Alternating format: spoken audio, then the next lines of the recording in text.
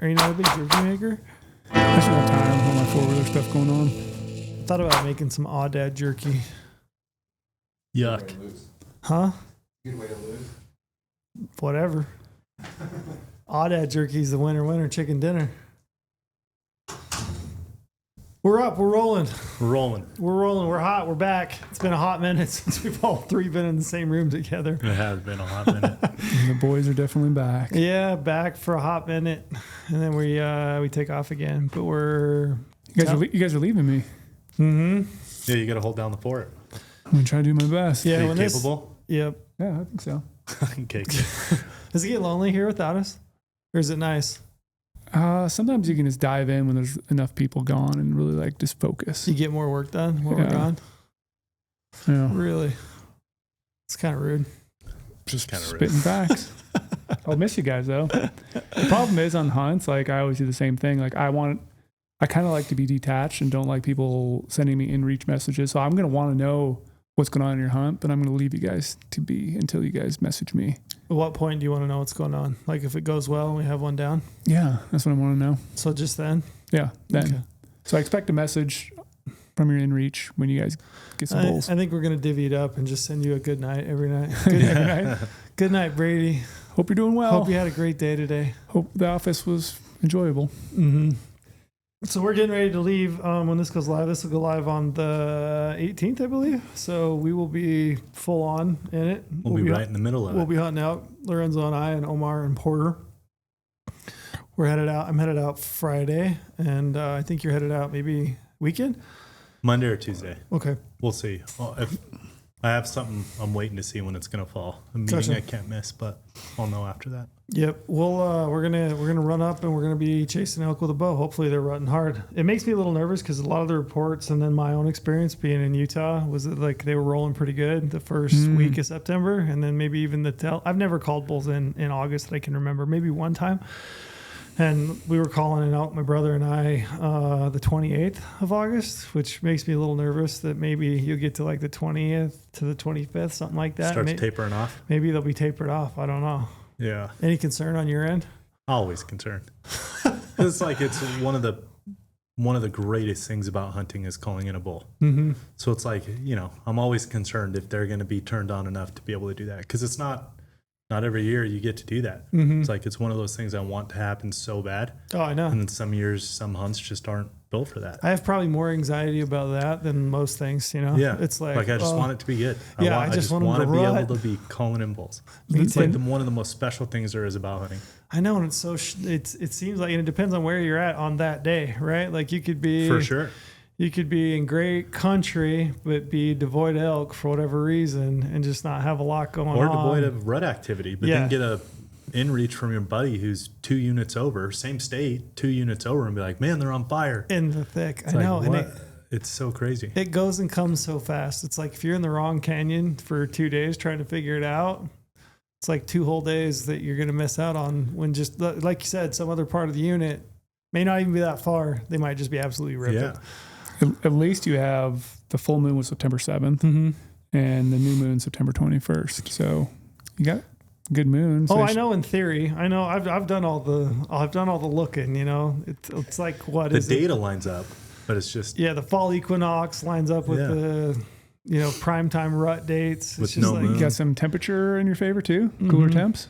I don't know. This windy's all get out today coming down. I mean, it's been cooling down everywhere. Yeah, for sure. Like a pretty steady cool down. yeah. 'Cause I mean, think Vegas even cools. Yeah, Vegas is cooling down like crazy. I mean, we're in the high. Our highs are in the 80s, yeah, which is unseasonably cool which for is Nevada. for here. Yeah. Sign me up. Yeah, but it'll be good. Hopefully, by the time you hear another podcast when we're all back at the table, we'll get a chance to sit down and actually recap some fun hunting stories. Yeah, Mm-hmm. But so it's just 3 of us today. I thought we'd just catch up and find out what's going on. I got some questions, random questions. I thought maybe I'd throw out there just for fun, kicks and giggles. This would be like a Boys Are Buzzin episode because we haven't had a Okay. chance to get together and find out. I haven't even talked to I haven't talked to you for we're into September. yeah. You know what I mean? We've talked a little bit here and there, but basically I just want to find out like how things are going. My life's been in shambles for a month today. Yeah. It's been It's been a year, huh? Like literally everything in my life is in shambles because of it. Like nothing's in order, and everything got out of control. Yeah. The good news is though, as of recording today, September 10th, Trail is the winner of our first ever jerk off right here. Jerk off competition. Hold that up. Do you Trail. like that? It's Do you know where this came from? Even what? I do. That used to be a jackalope. Yeah. Oh, okay, gotcha. Yeah, I know that's what it used to be. I don't know why we still have it or where it was because I haven't seen it in a really long time. I mean, it's a pretty cool trophy. That is a cool trophy. So you won the jerk off, the jerky competition here at GoHunt. There's 6 total contestants. Yep. And you made what, antelope jerky? I heard. Yeah. I just want. I had a really good takeaway from this. Yeah, let's talk through it. I'd be interested. Okay. Lane used caribou. And I thought that was like slightly cheating already. You know what I mean? You felt Yeah, I'm like caribou. It's exotic. And I don't know if you guys, I would imagine most people agree because most people I've ever talked to would agree. Caribou meat is phenomenal. Like it is so good. Yes, you're already getting a little step up. Yeah, so you're already using a very good meat. To his defense, like if I had caribou in the freezer, though, I'd use it for sure. contest. For sure. Yeah. Well, then one of the other contestants, who will remain nameless, used beef, actual like high grade. I didn't hear Who about used that. beef? Kevin. Yeah. No way. Used high grade beef. I didn't know that. You used antelope. Yeah, because I am sick and tired of people saying that antelope's not good. Yeah. We had the antelope's entire phenomenal. office. Ami's never hunted or eaten meat. We like how many other people in here that don't hunt? Yeah. We had Mike from the warehouse. A couple other guys from the warehouse. Danielle, I asked Danielle. her, have you ever had antelope? She's like, nope. A bunch of people who just haven't been around like wild meat, but everyone always wants to talk shit about antelope. Yeah. That was twofold decision for me. So one, just like you're saying, It's good. everybody talks Antelope's shit about great. antelope, but I'm like, I love antelope. I think it's great. awesome. One, it's great to eat just like for a steak, right? Or to make whatever you want out of it. And then 2, makes great jerky. And then secondly, like it's my favorite meat. Yeah, like, prove a point. Yeah, I love it. Yeah. So I love that you proved a point to with prove that. a point. It Yeah. went up against caribou and somebody who's really good at making jerky. Yeah. Yeah. High grade beef and somebody who makes jerky and still won. We have to talk some shit about Omar. Omar basically made steak. It was half-inch thick. That was a steak 3-inch meal. long steak. It was And the best part love the guy. So the best part about that too, which I think makes it even funnier, is so all the contestants had to make a name, so they remained like anonymous, so none of us had any bias into it, right? So yours was an awesome name, Magic Meat. Do you know what? It was awesome when I was sitting on my couch last night when they asked me the question, like, hey, you need to pick a name. And I ran through a bunch of ideas. One of them was Double D's. I was going to call it Double D's Meat Snacks because I was like, that's a great name. And That I is was a great like, name. Double D, dried and delicious. I mean, it goes Great right, name. it goes Yeah. right with That could be a company. right? You should write that one down. I should, yeah. I'd buy it if I saw that in the store. You'd have to have his sweet logo. Though. Yeah, I know. Well, I mean, the options are endless, right? Endless option. With that kind of a name, options are endless. But then I was like, Magic Meat. We'll just call it Magic Meat. And then until today, when they had like stuck a camera in my face and they're like, all right, what's the name of your meat? And I was like, Trail's Magic Meat. And right when you said it, you were like, ooh. Yeah, that right when I doesn't said it, I sound was right. like, why did I pick that name? That was stupid. I wish I would have competed. That was good. I do wish But I everyone, would. so anyways, everyone had to Pick a like name. remain anonymous. And Omar named his Mountain Man Bites, right? Like in your guys' minds, if you saw a brand called Mountain Man's Bites and it was a meat company, when did you think it'd be like bite-sized? That's what I meats? told them right before we sent it to the Like camera. they're bite-sized? Yeah, little tiny half-inch squares maybe. Yeah, like Mountain Man Bites. Like, I just feel like that, Tiny just meat cubes. tiny little, like pop them in. Yeah, like dude, little when I ones. dug into his, I was like, It's a steak. Why That did should have I been eat Mountain Man lunch? steak. I should not have eaten lunch. Yeah. I So mean, you can't come up with a name and then serve steaks. he was thinking mountain man, just grab a big chunk and bite off on it. Mountain I don't know. Man It steaks. doesn't Do flow. do you think I would have been at a severe disadvantage if I brought in mule deer jerky right off the bat then? Like rut it up? I think November. mule deer jerky is Omar's good. was mule deer, just for the record. Yeah, it was. And, It was. and it was probably the freshest out there. I mean, he just barely killed that thing, a Yeah. week and a half ago? Yeah. Yeah, Yeah. I think mule deer sets up very nicely for beef jerky. I like For it in sure. sticks. I think it's a good beef jerky. Mule deer definitely I'm not going to sugarcoat it for my taste buds, but like as far as a steak goes, a steak dinner, that's probably my least favorite. Stacked up against spike elk or caribou or oryx or like any of those, or antelope for that matter. Yeah, as you're talking, I'm thinking it through. I agree. It's antelope, elk, caribou. I like mule deer better than moose, if I'm honest. Yeah, I would say Really? like. Oh yeah, for sure. I like moose. It's just not my favorite. I've only had moose when I was in sheep camp. Mm-hmm. I don't really. That was a long time ago, so I don't really remember. I think it's phenomenal. I It don't has this really, like unique flavor to it. I don't remember it enough to speak on it. Yeah. But I will say, like, if a steak, like having a wild steak, a wild game steak, I would say, spike elk, caribou, oryx, antelope, like those are all kind of tier 1 for me. Yeah. Mule deer just not quite there. You guys could have made oryx jerky. I have oryx sticks. That's what I was joking the week ago. I was gonna like bring in like venison sticks, but I was like, it's jerky competition. Not Maybe next time we should do sticks. You got to use ground meat. Yeah, That'd be kind of fun. Mm-hmm. Yeah. Props to you though. You explained to me your process of making this. You made it last night. Yeah. And you went to bed at like late, threw it in the dehydrator. Yeah. So yesterday morning I was like, I need to get on this because it needs to marinate for a hot minute. Usually I like to marinate for like a full 24 hours, right? So this wasn't even my best stuff. I'm just going to throw it out there to the other contestants. You made that very clear after you won. Yeah. After you won, you made the rest of the contestants. Yeah, this very was not nervous. even my best stuff. To the point where I got up and tasted it this morning, and I was like, it's good, but this is not my best stuff. But yeah, I cut it up yesterday morning, like thawed it out day before, and then cut it up yesterday morning, and then ran to Walmart and got my ingredients for my marinade, and then I got it in the marinade probably about 9 o'clock yesterday morning. I marinated it until about 9 p.m. last night, at which I was like, that's not great because I only have a dehydrator. I don't have a smoker, right? So I was like, I'm going to throw this on the dehydrator, but I was like, I can't just like let it sit all night. So I had to set an alarm for like 12:45 in the morning. So, ouch.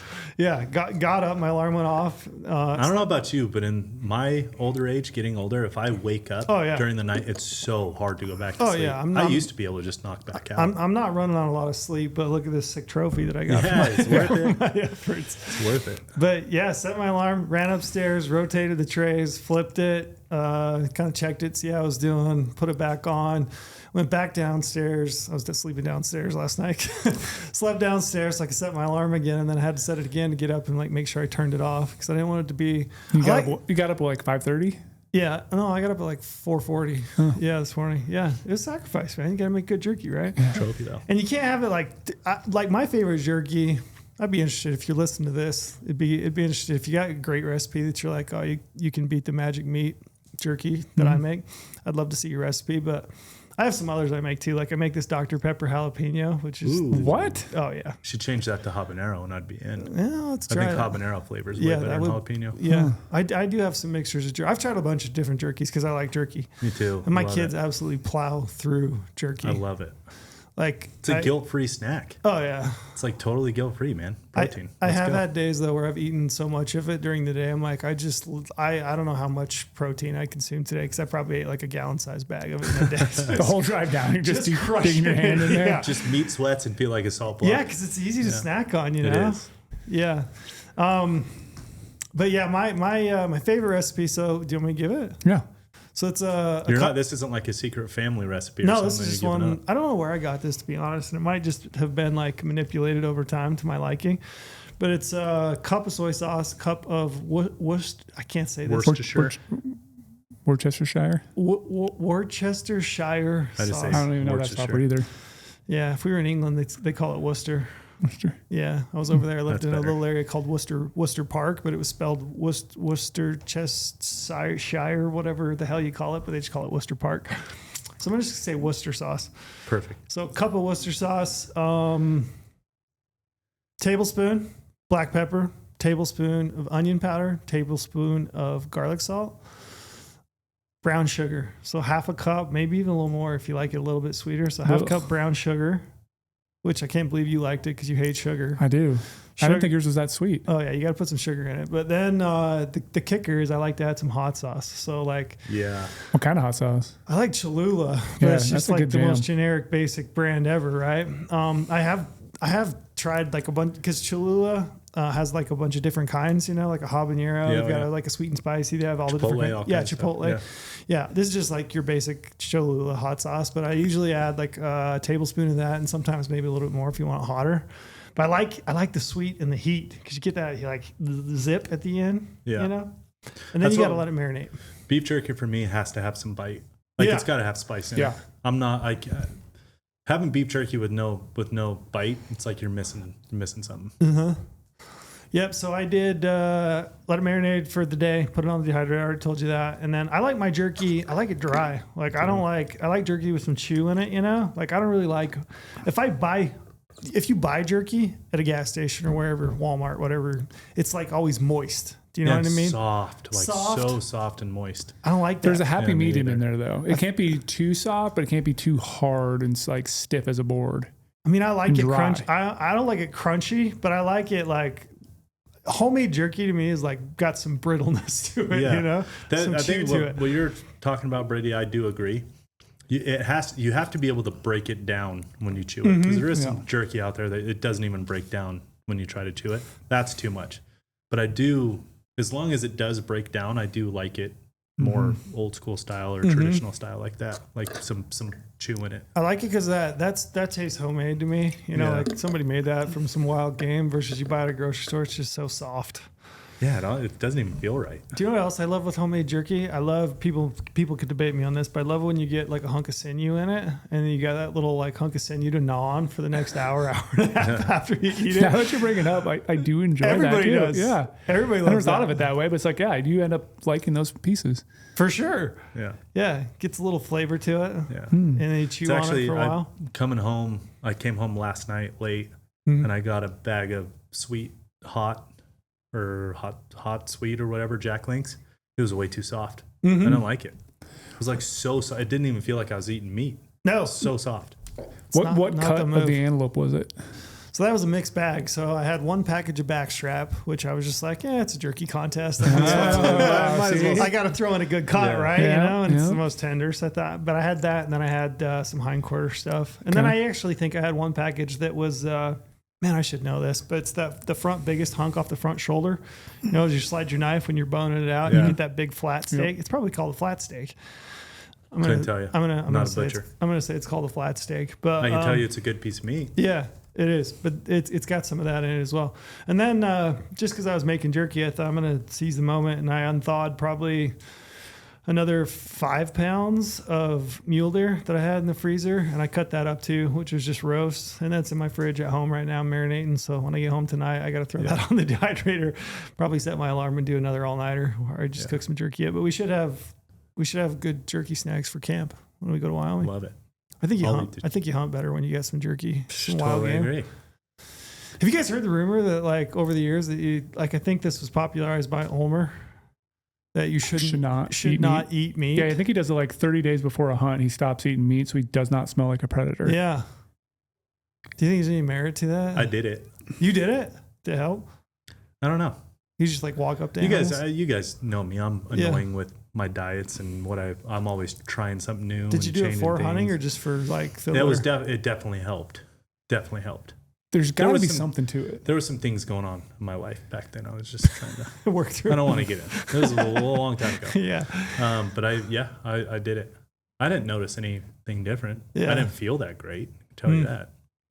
I don't think I'm going to commit to that. That's a little harsh to try to like go that long. It was 30 days, right? If I think so. Right? 30 days, you said? Yeah. I was like 3 months in by the time it was hunting season. I remember him talking about it. I remember thinking at the time, I wonder if it actually helps. Maybe if I had a real good mule deer tag or I had a big buck, like I really felt like I had to sneak up on him and watch the wind. The downside of that, though, maybe you can lose your predator instinct. Instinct. Yeah. I still think. I mean, a human smells like a human.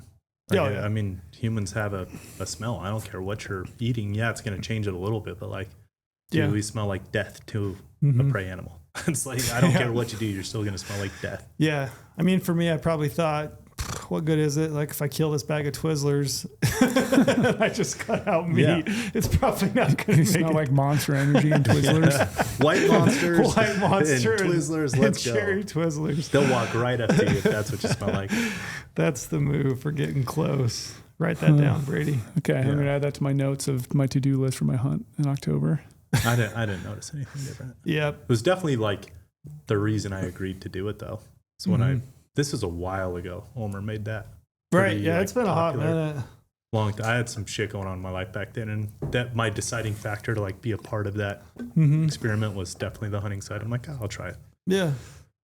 Maybe I'll give it a go next year and just see. It didn't work. I don't know. But what if you do and you kill the biggest animal of your life? I mean, sample then I'm size of one. You Then gotta I'm do, you gotta screwed do for it the again. rest of forever. Forever. Because you're because going to I- be tied to that because you had good wind that day. So let's Like, say that's- though you have a hunt in August, you have a hunt in September, you have one in like November. You're gonna go 4 months without eating meat? Like, come on, guys. Might be a placebo anyway, Well, it's right? like And then you got great wind that day. That's why you killed the animal, not Sure. because Yeah. you didn't smell like meat. that's what I'm saying. I agree. Then on the hunt, you'd have to go without meat too. No, I can't. No way. Yeah. Trade a promo because we Good promo. yeah. Before we go any further, we want you guys to sign up for a GoHunt Insider account. We're right in the thick of seasons, so I know I've been doing a ton of map work lately, hunting a new area that I've never hunted before. So I've been doing a bunch of deep dives in the evening looking at maps. So you get a maps membership as part of your GoHunt Insider account, which right now this time of year is a major bonus. I think I talked on a previous podcast. I do think that mapping and having the ability to have a map on your phone and be able to use it and interpret what you're seeing is probably the greatest advantage in my lifetime as far as to like my success in hunting. Satellite imagery. Oh, Like it's- that alone. It's the biggest tool, helpful tool. I mean, you can make all kinds of things up you want about bows and weapons and camo and not eating meat, everything. But having a Rifle map, calibers and Yeah. scopes, it doesn't matter. having a map Maps is what on your phone Yeah. with aerial imagery, and then all the various tools that are incorporated into that, like the measuring tool or the track tool, whatever it might be, major advantage and help you be success. So you can sign up. You can use the promo code podcast when you sign up. You're going to get 50 points back in the GoHunt Gear Shop, which is $50. I'm constantly watching the Gear Shop. We have new stuff coming in all the time, and then we have the bulk of the rifle hunt still coming up. So if you're a rifle hunter, now would be a great time to sign up for an insider account, get maps, get all the research, make sure that you draw some tags for next year, and get some points back in the Gear Shop to actually buy some equipment that's going to help you out in the field. Well said, Trail. Yeah, that's good. It's off the tip of the tongue, huh? Getting better at it. So what's been going on, Brady? You been out and about? I've been out get and into about. Lorenzo here in a minute. Yeah, I've been starting to do more of my boots on the ground scouting right now. So obviously ran the trail cameras in the summer, pulled those before August 1st, analyzed a bunch of trail cams. Still have some trail cams I still have to analyze. It just takes so long to go through so many photos. But yeah, I've been now picking apart areas that I want to go put boots on the ground and actually put eyes on country. Yeah. And still learning roads and stuff like that. I did a lot of this last weekend, just learning the country. Where can I take a vehicle? Where do I need a side-by-side for? I tried doing that in the summer, but I'm doing that now in conjunction with it. And I think we talked about before, but I've been doing a lot of like marking down time it takes me to get to some of these places. Because a lot of this country is so vast and like from going one spot to a different spot. So I want to bounce between different areas. How long does it take me to go down this gravel road? The time it takes me to drop my ATV off and jump on that and move a little bit further. How long does it take me to hike so I can start analyzing like just basic intel about distances and time. How successful was your trail camming this summer in regards to helping you find a buck, or at least give you some sort of indication of what you might want to hunt? I didn't have a buck on camera that I'm like, oh gosh, I have to go hunt this buck. Like, sure, there's good bucks, but there's still like... Was it a bit of a letdown? Could be in a sense. I mean, it's so hard to cover the amount of country that I did. I had 30 trail cameras out. You had 30 cameras out? 30 cameras out. And you didn't have a buck that you were like, this is a no-brainer There's buck? some great bucks on camera. Good, like really Dude, good I'd bucks. feel disappointed if I had 30 cameras out and I felt like I didn't get a The buck. weird thing though is like this is a 100+ camera kind of place. It Yeah, really, big, is. huge country. Huge Just country. massive. So many places to put cameras, like how much effort do you want to go and put multiple cameras on one spot because you need to have multiple cameras to kind of cover it all. So some places I only had one. I wish I had more on. Other places I had up to 4 cameras on one spot, trying to cover all the different places they can go to water. And yeah, I mean, I have good intel from it. but nothing like I'm like, oh yes, I need to devote all my time to this spot, which I'm not really upset about per se. Sure, it'd be nice if I had it, but I also got to keep in mind, like we just discussed before, there's so many seasons going on right now. How many bucks potentially are going to be dying? Like I can't. Right, maybe it's a good thing that you didn't get excited about something and then somebody killed it with a rifle or muzzler or a bow or a muzzler. So I always, all my success in the past has always been hard work, hiking further, glassing long. I was out this weekend. I'm glassing in the middle of the day. It sucks glassing in the middle of the day. Absolutely brutal. Like sitting in the shade when it's 90 plus degrees out is not fun. And you're like, oh, I could, be in my truck in the air conditioning or hike back off this knob and check a different spot. But it's like, no, I'm going to be dedicated. I'm going to still glass in the middle of the day, still analyze this stuff because like I'm going to have to hunt during the middle of the day anyway. So I'm like already trying to work on that mental side of it. Like, hey, I need to sit here and grind. So like, you're a month out? Month out. Yeah. When does the pucker factor start? So this weekend, I really want to start actually getting some good buck intel. If it doesn't happen this weekend, I only got next weekend. After that, I'm like, oh shoot, I got to really dive in and hopefully dig one up quick. What if you don't dig one out prior to your hunt? Then what? Don't put that on me, Trail. I'm just playing devil's advocate here a little bit, but I'm just. Yeah. I don't know what to say because I know Brady's so private, and so I'm letting him talk about his own thing. I got some stuff. Okay. Yeah, I wouldn't be stressed. Okay, gotcha. I'll just speak from me. That's what I'll do instead of. Like, no, his trail cams were not a letdown. He's got great intel, great bucks. But if it was me, I would not be concerned if I didn't have a buck going in. No, and I know there's so many different country out there, and I always hear about people turning up bucks they've never had in camera. It's a thing in this place. It's a very known thing. That's good intel. Like wildly known thing. Yeah, I mean, when I had that elk tag in Utah a few years ago, when we did the film Dog Days. I spent a bunch of time scouting in the summer, and I think prior to my hunt, I only seen like 3 bulls, 3 or 4 total, and I was pretty nervous. I was like to the point where I was like, I don't know, man. I've never hunted this unit before. Did I make a bad decision? Everybody I talked to though told me like, yeah, don't worry about it. Like they'll show. Like those bigger bulls will start to show up, and I had that in the back of my mind the whole time, which eased me a lot. Like I felt better, peace of mind. Like I slept better at night going into that hunt. But the country's so vast too. Yeah. Like I'm sitting there, I'm taking photos when I was glassing this weekend of the country I'm glassing, and I like look back on it this weekend or during the week, and it's like it's so hard to try to cover all this country with optics by yourself when you're on the mountain. Like I could face this direction and look at all this terrain, or I can turn around and it's still great terrain. It's like trying to figure out, okay, am I glassing this thick stuff? Do I move my binos for a little bit over here? And when I moved over, is that when the buck is walking through some opening and I'm going to be able to see it? And now I move back and like, because that's what that's what they're doing. Yes. Yeah. So like they're behind you, right behind you when you're looking. Exactly. And so like, I only saw two deer in the 2 days this last weekend, and they're both bucks.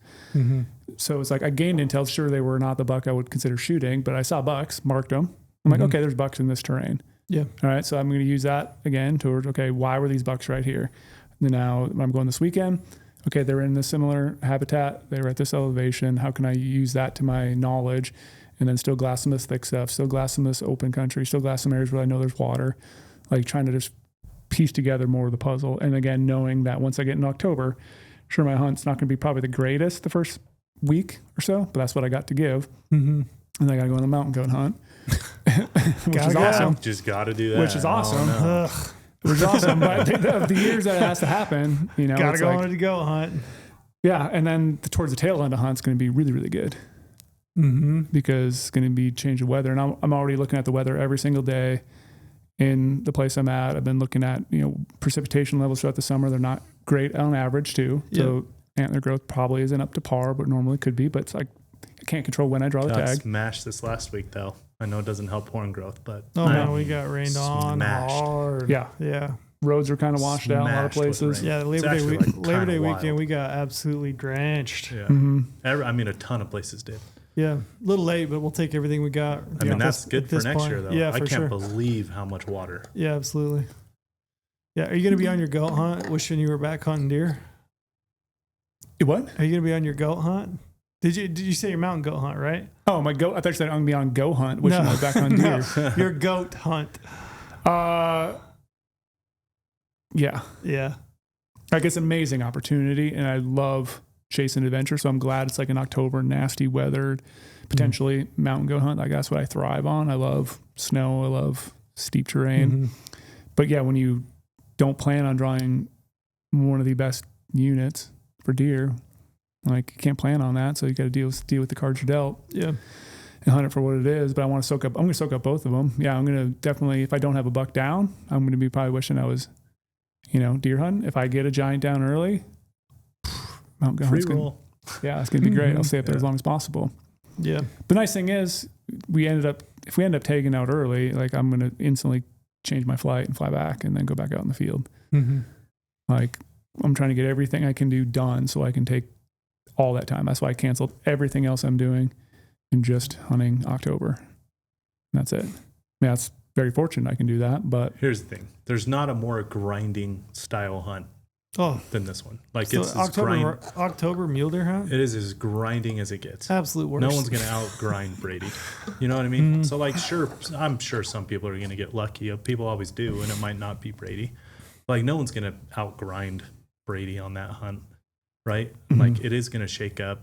New deer are going to show up. It's like a known thing out there. Yeah, the thing I would not be worried at all if he doesn't have a deer. Yeah, the only thing I gotta slightly worry about, because you all know I like to go stupid far in places in camp.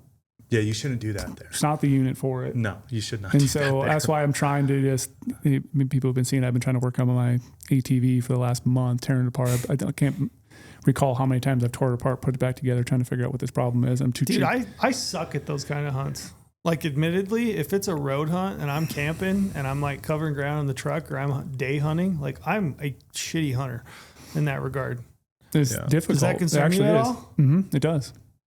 It's been like that's where I'm concerned for Brady. Yeah, that is where I'm concerned. He might go on a 4-day death hike. Yeah. And it's like, dude, you should have just drove to 4 different knobs in those days instead of just this death hike. Yeah.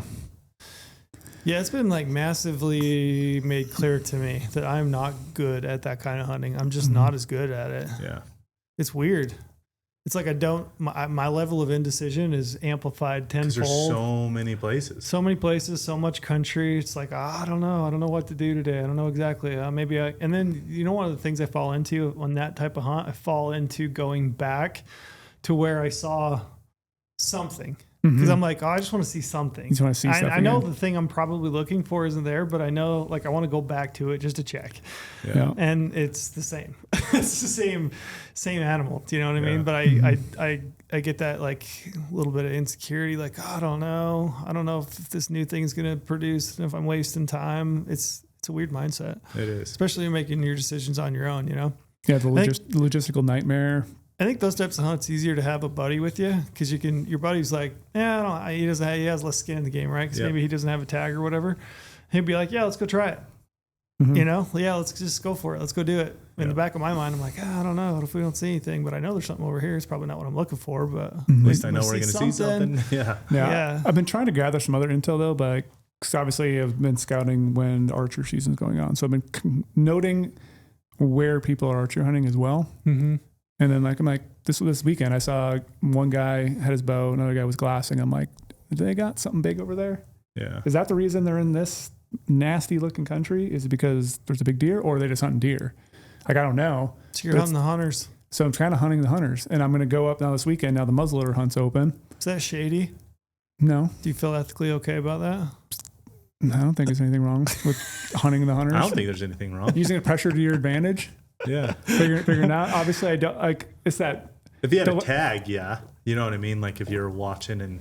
Oh yeah. Yeah. Like if you're on this exact same hunt. Yeah. If he's scouting for his. The only dilemma I would have is like, oh, you don't want to like wreck someone else's hunt. That's what I mean. Like if you don't have a tag, you're not going to go in there and. Yeah. compete. So I'm sitting here super far away. I'm like, these guys were literally a mile and a half from me. Yeah. So it's like I'm not impeding their hunt by glassing right here, and they're glassing in totally different directions. But it's like, I'm not wrecking it, but I'm also gaining that intel. Like, okay, there's people here. There must be a buck here of some sort, or maybe they just don't have anything either, and they're just running around like I am right now trying to collect. They're decoys. Yeah. Decoying, yeah. So like now I got the like those Montana decoys. There's gonna be a new line of them of just people in hunter orange. Yeah. And you pop them up and put them on the hill. And it was very fresh to see that, like the amount of people that were out there as the archery hunt was tailing off. There's like very few people in the field. Now muzzler started, fresh new batch of people. Everyone's all jacked and excited. So probably a lot of people this weekend. That's why I'm really excited to go this weekend to see where people are kind of at. Mm-hmm. And then as it slowly, wanes on, let's get closer to my hunt. So I'm getting more dialed and excited. Other people are getting more exhausted. And then that whole cycle again of figuring out where people are and where I can go and get away from people. And hopefully I have a buck tied down by the time my hunt opens, but I will. I'll find one. I have no doubt about that. Man, we were talking earlier about missing animals, like when you're by yourself. That's another thing that's been highlighted to me this year because I took my brother out. We went together for a couple weekends, and I've got like a couple decades more experience than he does, and he was like picking animals out. He'd be like, "Oh, you see that elk over there?" And I don't know if I'd have seen it or not. Do you know what I mean? And then he'd be like, just because he's looking a different direction. Just looking a different place. Yeah. Just glassing. That happened several times. Same thing with deer. He'd pick up a deer and he'd be like, "Oh, did you see that buck?" I'd be like, "Nope." Yeah. Look over, find a buck. But I'm like, I don't know if I probably wouldn't have seen that buck. Mm-hmm. Yeah, you would have been focused in your spot. Yeah, and then just the amount of time I've had camera guys with me. Like, I swear camera guys see absolutely everything. Yeah. So many times. And so that's the hard part too. You're playing that mental mind challenge of like you crossing that off because there's no deer there. But if you had someone else glassing, maybe they would have seen something and it's actually a good spot. But because I was looking over here and the deer was over there, like Lorenzo said earlier, that's typically where the deer are going to be. That's why hunting alone's nice. Just ignorance is bliss. Yeah, you don't know, a level. You don't know what you don't know. Yep, there's a level of that. Yeah. You just stay focused on whatever it is. You see what you see. You don't know what you don't know. So there's like never that in the back of your mind. Obviously, it didn't exist if I didn't see it. So yeah, exactly. Huh. Yeah, good. That'll be fun. You excited? You got a gun ready? Gear ready? Gun ready. Starting to shoot a little bit more lately. Getting 2 guns ready. Obviously, gun for mountain goat hunt, gun for this hunt. So like I'm ready to go weapon wise. I just I got to keep practicing and just hope the deer cooperate and do the things they're supposed to do. Any new gear this year that you're excited about? Brady's waiting for what? Are you waiting for anything? Waiting for anything? No. Right now, gear wise, no. All right, fair enough. No. I mean, I'm just gonna throw that one out on the table and see if I hook anything. I mean, I got a new suppressor coming. Oh, you do? Yeah. I was throwing out there. Oh, okay. Yeah, I did some fingerprinting the other week, so hopefully that. Now you're in the system. You're gonna use it for your hunt? Mountain goat hunt, I am. Oh, nice. Yeah. Why? Trying something different. I've never killed an animal with a suppressor. Never have. You just want to test the theory? I practice with them on my practice guns, like my 6.8. I have a 6.5 PRC, 6.5 Creedmoor. Those ones I'll put my suppressor on just to shoot. What are you interested in though? Like I just want to know what it's like so I can have more feedback. Because everyone knows I blatantly said before I don't like them for hunting. I don't like them for a 30 cal. Mm-hmm. Like I won't probably ever shoot one on my rum, just because I like side port break. I can track my shots easier. But testing the theory of how the animals react firsthand. Yeah. Maybe kind of just fun just to try it. That way I have a better informed opinion on them and can not just be like, yeah, I hate them. Yeah. Now you know why you hate them. No, yeah. But I definitely do. They serve a purpose, and for sure they're a great tool. But yeah, it doesn't have to be for every gun, for every hunting situation per se. But if I was like, I've joked earlier, but I think it's probably true. I'm taking my 300 rum on my deer hunt, and I'm going to take my 6.8 Western.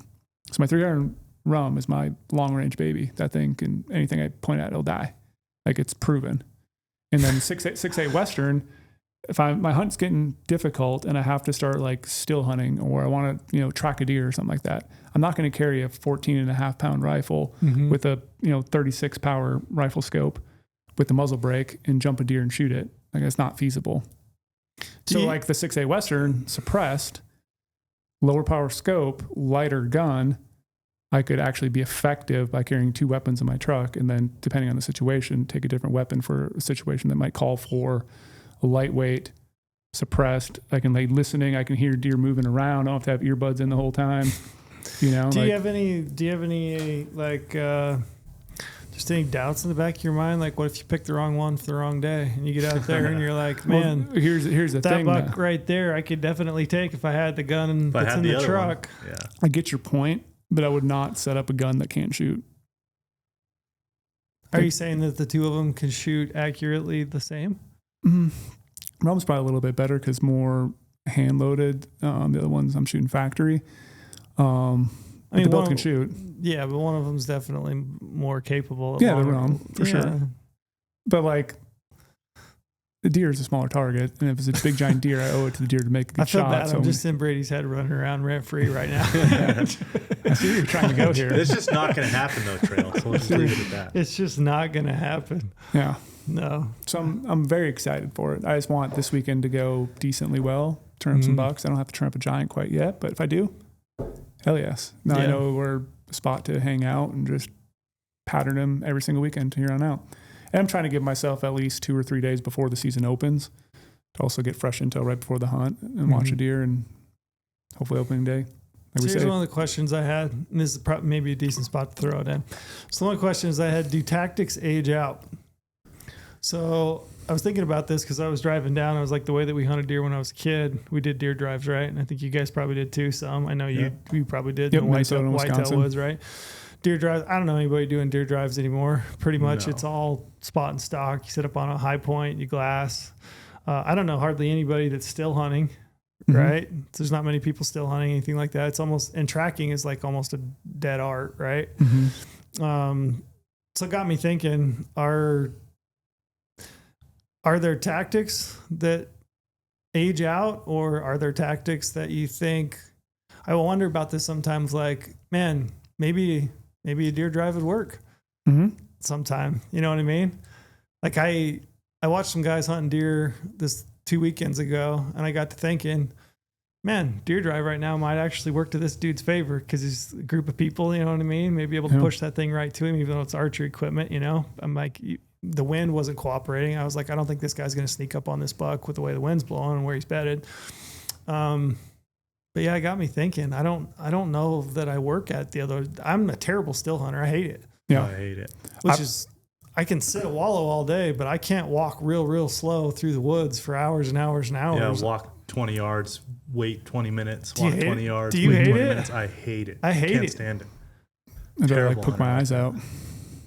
Are you prepared to do that though if you had to? I want to. I've always said I want to track a deer and kill a deer that way. I don't know if the desert is probably the best place for me to start, but if I find a good track with the hard rain would be good. Yeah. I've always thought it'd be really fun. The problem in the past, I've always had camera guys. I don't believe I'm going to have a camera guy for this hunt at all, so it's going to be me solo. He's going to be so pissed if you just tried to still hunt a ginormous patch of PJ. He's going to be like, this sucks. Yeah, I know. And then the thing I worry about too is like I might have blown him out, you know, and like I could have glassed it another day and turned him up and then killed him. But now I'm out in his bedroom pushing him around slowly. Maybe I don't even see him, but I bumped him somehow because I'm impatient, like you're saying, and probably walking way too fast and not analyzing everything in front of me. It is a way, though. Still hunting's a way that you could, like, typical Western big game hunting that we do. We said we're there before light, we're posted up, we're glassing till our eyes bleed till mid morning. And then there's a lot of time where you got the midday where it's just like not a lot going on, right? Yep. You're like, man, I can go back and take a nap. I could go check another area just to like familiarize myself with like the overlook or the roads or whatever. But like still hunting could be a good way to burn your afternoons. Yep. That's why the 6-8 Western option, do some still hunting in different areas and just check it out and see what you can see and see if you can cut a good track. Prepared to do it. Yeah. Prepared to do anything. Don't jump shoot one. No, I know. Don't do that. Unless you're real sure. Real sure, yeah. Yeah, that would worry me. I don't think the tactics necessarily age out. I just think there's better, like people have just realized the level of success on, glassing and not disturbing an animal. Yeah. Being more patient tends to work out in favor of the hunter more so than anything else. And our equipment's better. But could we say though too that animals have learned not to come out in the open during these rifle seasons, and now the tactic of still hunting could actually be more effective than sitting there with the BTX 115 glassing? Valid. Super valid. I think animal behavior has changed for sure. That's super valid. I just think, I don't know. I think not disturbing an animal is best case scenario. Letting things happen a little bit, like still making something happen, but letting it happen to a certain extent. Yeah. I was thinking about it too today. We had Heffelfinger on the podcast, and we were talking about trail camera photos, and I was asking him like, how often do deer water? Because that's always been, I've always thought it was like maybe every 3 to 4 days. He said that like on a good wet year, the vegetation's got plenty of moisture in it. He's like, man, they may not water for a long time, you know? Mm-hmm. And then he said, you know, I would say maybe on average, like every 4 days, something like that. And he's like, and then when they do, it's pretty much dark. Like most of them water, especially these bigger bucks, like water at night in the dark.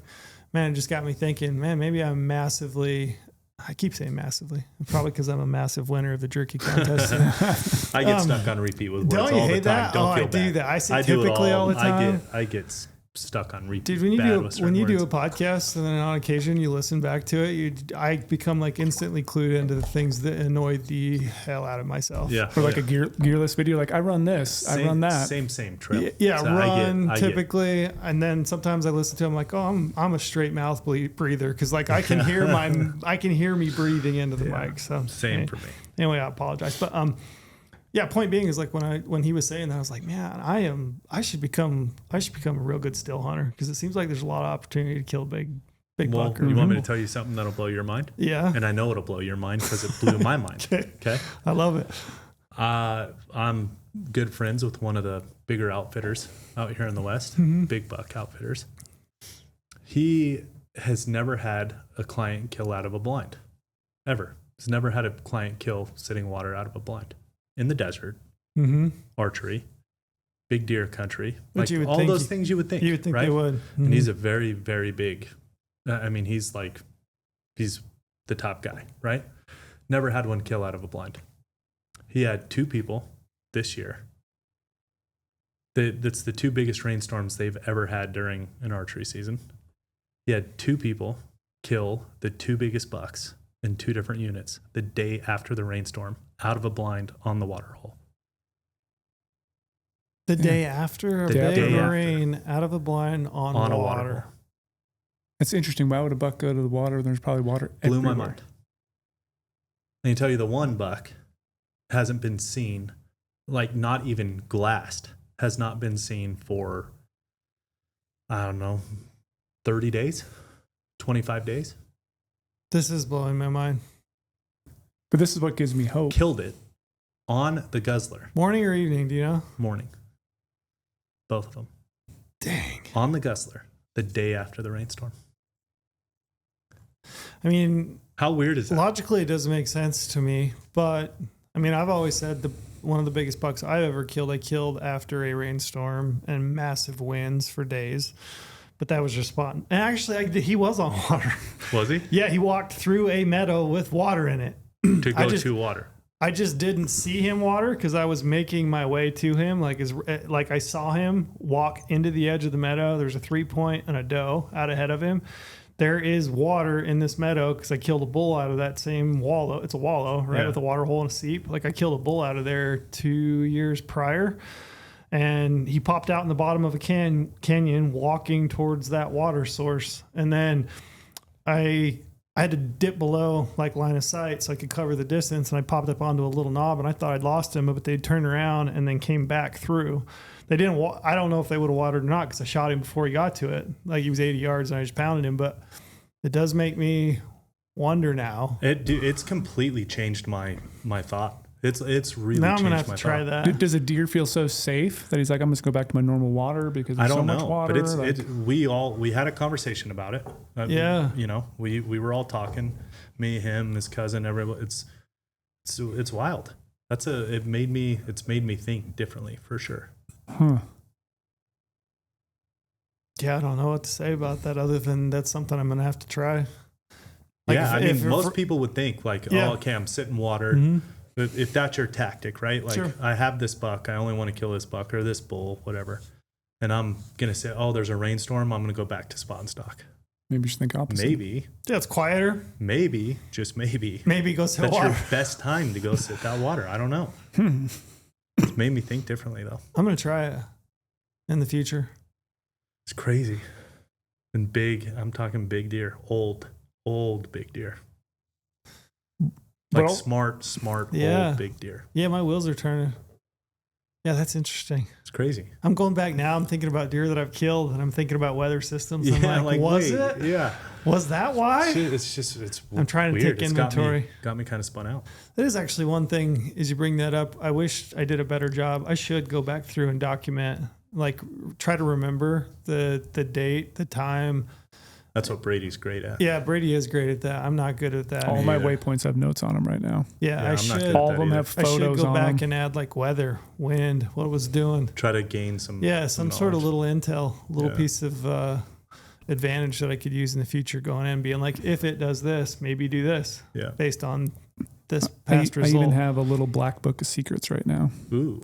Uh-oh. I've been trying to transcribe a Does bunch of your my stuff girlfriend know? onto. What are we going to auction that off for? I know it'd be kind of good. I've been trying to keep notes of everything in like an actual notebook of like all the trail cameras, how I've been placing them, the animals I saw on them, the number of bucks, number of does, and then like all these other stuff I've been saying about where I've been glassing, the photos. I just talk about the terrain, what it looks like, and like write it down when I'm seeing deer, the time I'm seeing deer, and just trying to gather all that in a notebook so I can like if I'm on the hunt, look back on it quickly, see if it's developed a pattern, understand things, but like not just for this hunt, but for, again, other hunts in the future too. Like I've always done notes on the waypoints, and my computer was like, why not put that on something else that I can look at easier? And yeah, we have tons of tools that you can do it on. So I do it double places, but I don't know, just trying to see patterns, Yeah. track them in the future, be able to look at it. And I don't know. Yeah. It's kind of fun, kind of geeky. If anything It's a like process. that, when we were talking through that and I was told that, I'm like, if I ever were to be in that situation, it would just give me the confidence to go back to the blind that next day. Because it's such a mental battle. Mm-hmm. Like his dad is the one that he's the one that killed the big buck. I mean, he sat that blind for 26 straight days. No way. 28 straight days. Holy smokes. 20 something straight days. It's 26 or 28. And it's like, man, he's still, after a rainstorm, he's still stuck it out and sat water. Yeah, which normally you And just think and it this is worked. futile. But also what you were saying too keeps me excited. Okay, they saw the deer once, hadn't seen it for 20 some days, and then they see it again and kill it. Yeah. Like I don't need to see deer consistently. I actually think it might have even been 30 days. I think it was 10 days before the hunt opened. Like how much these deer are So it might have ghosts, even and you're been not like going to see 30 them. days. Mm-hmm. So it's like there's always hope to be somewhere random and turn up a big deer. Yeah. Yeah. I mean, yeah, my mind that is interesting. I want to test it. The thing yeah. that I think is interesting is like, in an industry or in a space where there's so much information and content, and you have a lot of really good hunters that are constantly talking about tips and tricks. That's not one that I've ever heard that I can remember. Me either. Yeah. I don't think it's a tip or trick that's like Yeah. even thought to be one. And you wonder, is it just random or is there something to it? Seems like, two big deer right after a rainstorm seems like it might be worth testing. Mm-hmm. Interesting. Yeah. How's your year been going? Terrible. Terrible. Yeah. I'll just be completely honest. Just rough. Yeah. Pretty rough. Tides are turning though. Are they? I think so. I What would make you say that? I hope. Just hope. I hope so too. Hope's not a strategy though. So Yeah. I've had people reaching out to me, like, it seems like in the last couple of weeks, people are like, how would you handle this situation? And a lot of it has been like down and out, right? Like people had struggles, yeah. whatever it might be. Man, I'm like, I don't know what to tell you other than just like positive mental attitude. Try to stay at it as good as you possibly can. And I mean, I don't know. Cause I've been there too. I did a good job of that, I think though. Like I am, I'm not a self-talk kind of guy, but Yeah, nor am I. I'm just not. But I've done a little bit of it. Like I'm proud of myself for a couple sure. different things, trying to take some positives out of it. Yeah. I'm proud of myself of like staying with it, Mm-hmm. not ever getting too down where it's just you like change your mind or something. Yep. Yeah. I think that's a big part of it. Just My hunt's over now too, so like it is what it is, So I've really just been sitting with that. Like, yeah, it is what it is. Yep. I'll try to make it short because I'm sure everyone's wondering what the hell I'm talking about, but joke's on everyone else because I'm long-winded about everything and I can't make anything short. So. And it's a lot. So yeah, so sorry in advance. I'm just not capable of saying short stories. My wife I gets don't me like shit short for it all the stories. time. I like longs. I like detailed stories. My in-laws, they're always telling me land the plane. Like every time I'm telling a story, they're like, just land the plane. Come Really? on, just tell us the end. Anyways, yeah. So, I did some scouting. Found a great buck. I mean, just a cool buck too. I take big deer out of it. Like, yeah, he's big, but he's just cool. He had so much character to him. I've never seen a deer that's built like him. Did you like the fact that deer was big, or did you like the fact that deer just had a cool look to him more? More so the cool look, because he's big. Don't get me wrong. Like, Sure. It's hard to talk about these kind of things because no matter what I say, somebody's gonna be like, oh, big deer this or whatever. Look, the reality is it's a big deer, but it's not the biggest deer I've ever been after. Sure. He's probably one of the cooler ones I've ever been after, though. Like, for sure, the way he was built, like I haven't seen a deer like that. Yeah. It was awesome. He did everything for me. Like he was everything I like. High and tight, heavy, extras, had a funny side and a cool side, like just awesome. Yeah, and everybody has those animals, like some characteristic about a set of antlers that you like. Like I think about elk. One of my very favorites is I love those whale tails that dive off. Oh, I love it. So like when they tip completely off. So this bull that I hunted on the Dutton that I didn't kill, so it doesn't really matter. It's been a bunch of years ago, but that was there was probably bigger bull. I don't know. I think he was probably 380, so he's a big bull. Yeah. But what did it for me was his whale tails just absolutely tanked. So you had that 5-6 split of the main beam instead of the main beam just like going back, and I don't just dip straight just down. dip straight off like that. back to his hips. That's like, oh yeah, Get you going. oh That's what this deer was wonky, didn't match, but he was beautiful at the same time. Like that's hard. You know what I mean? Like when you're talking about horn configuration, that's a hard thing to do, right? Like he was so non-symmetrical, but at the same time was still very symmetrical, and like it all, he didn't have a side that like, it wasn't goofy. It was just built completely different. Than, his left side's completely different than his right side, but still at the same time, it was a beautiful deer. It's hard to like get that both in one setup, Sure.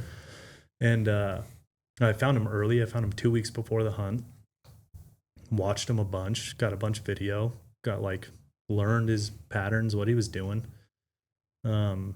Brady came up 2 days before. You got to see him. Yep. You got the best look at him because he came out right below you. He's beautiful deer. Yeah, I saw him at 275, 300 yards. Through a BTX. Like is he not like one of the cooler deer? Very cool deer.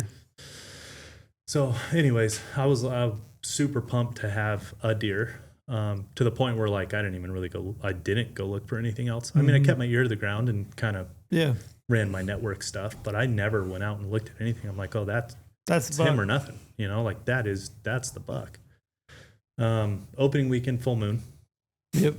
I had never seen him in the evening, ever. Not one time all through scouting. Not one time did he ever show in the evening.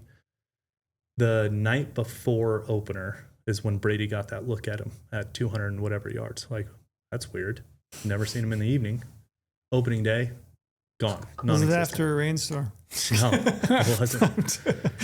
But it was weird though. Like, saw him at night, next day, completely gone. Yeah. And it's like not really an area where a deer could be completely gone. Like, it's kind of weird because it's an open bottom. You got a lot of places to look from, a lot of vantage points. Just kind of weird to not see him at all. Anyways, next morning we see him. I got Brady on the radio. I got Porter. I got Bones and Jordan were there too, right? Wasn't that? Yeah, they were both there. And he came out.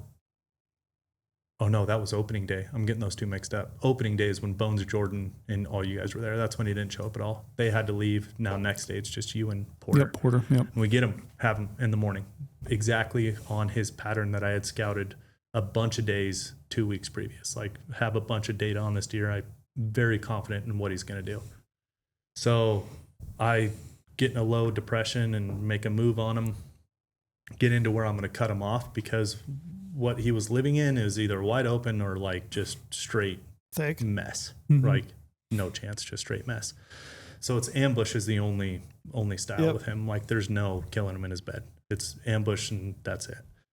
So I work my way in. Everything goes to plan.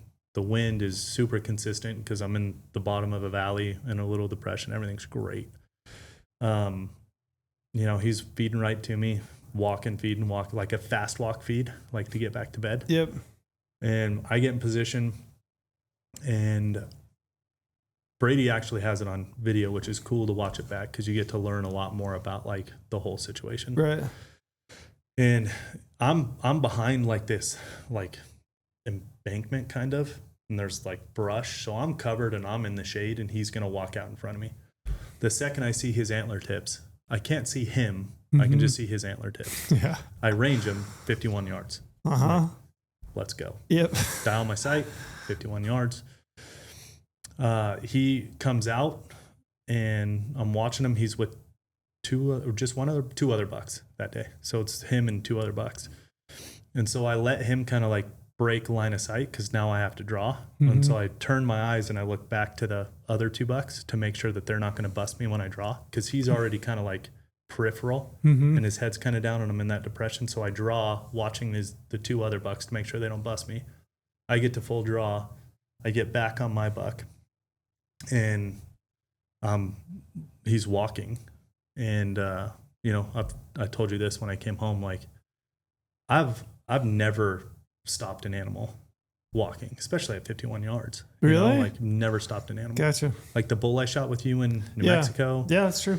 By one of the Ponskant buck I killed, I've never stopped an animal because I've always like, I don't want them to know I'm there. I want everything to just be like normal, right? I've never stopped an animal for whatever reason, and I don't know. In my mind, my pins are on him, my 50-yard pins on him. I'm right on his shoulder.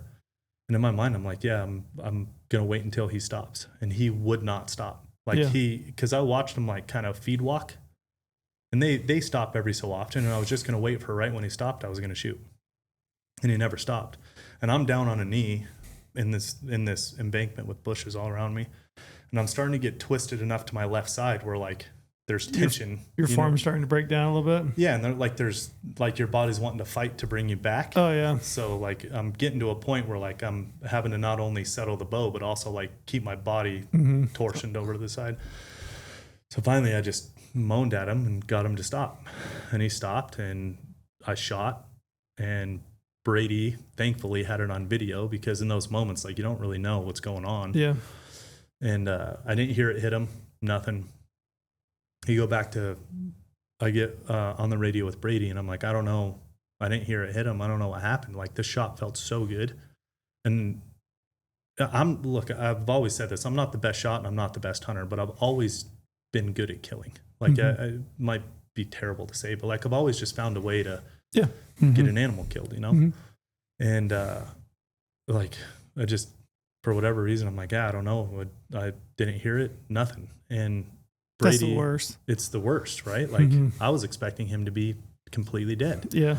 And I'm not saying I'm a great shot, but like, I mean, I just said I'm not the best shot, but it felt good. Like, it's one of those shots where right when it breaks, like the pins were exactly where I wanted them to be. I didn't like try to swipe the pins back because my pins are floating everywhere. It wasn't one of those things where I'm like, oh, I hope I hit him. It was one of those right when I released, in my mind, I'm like dead. Yep. Anyways, he pulls up the video and arrow goes straight over his back for two reasons. One, you watch the video. I get to full draw. He takes 36 steps between my draw and when I stopped him. Yeah, we literally counted him out. I watched the video and counted his steps. 36 steps. And he's walking diagonal from my right to left. Like perfectly in line with you? Or that's what I thought. Right. That's what I thought. Man, that's the hardest part, But right? you watch the video, and when I take my eyes and look at the other deer, he kicks his angle just ever so slightly. So he's angling away towards you. Towards him. Getting closer to me. me. Gotcha. You went over his back. He's on a path to like... So he's getting closer to you. And when he does that, when he kicks his angle, I'm watching these other deer, so I didn't notice it. And your perception is he's just walking in a straight line out away from you, right? And I don't... In the moment, right? Like the moment is the moment. I'm in my pin housing. I'm in my sight. Like I'm in my peep sight and sight housing. Like I'm not taking it all into account. This is where I messed up, and typically where I am good at just like being a killer is taking all of the variables into account and then getting an arrow and an animal. You've right? talked about a lot before, like watching elk take steps, and you mentally I'm cutting off yardage because you can see the Counting direction. steps. Yeah, you count steps. You look at angles. You just need one range, and then from there you can go. It's like the bull I killed with you in New Mexico, and the buck I killed on Ponce-Cant. Yep. I had one range. By the time I shot, it was a completely different range, but I was very confident within 5 yards of where they were because I was watching them and counting steps, and I wasn't settled into my bow, like heads off the bow. I'm just at full draw. And I'm just watching, picking where I'm going to shoot, where's my window. I didn't do that in this moment, but I had to look at these other deer. So it is what it is. Like this, it's just bow hunting. Like it's one of those things where, you watch the video, he takes 36 steps and he kicked his angle closer to me. And he ducked my arrow like I'm talking whitetail style. I've never seen a mule deer do that. The arrow on one side of the screen, you can just see it start entering the phone, and like he's already starting to duck, and it looks like it's a giant distance from that arrow to the buck, and he's already starting to go down. Like my arrow's 10 feet off my bow.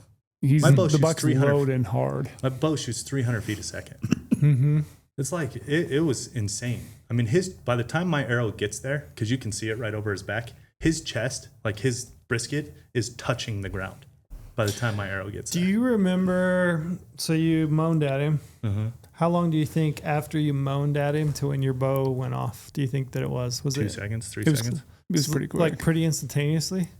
I wonder, do you think there's any, I'd be interested, maybe people know, like if you moan to stop an animal, are they less likely to duck it because it almost things like, so I'm just picturing this, like let's say you walk in a house, right?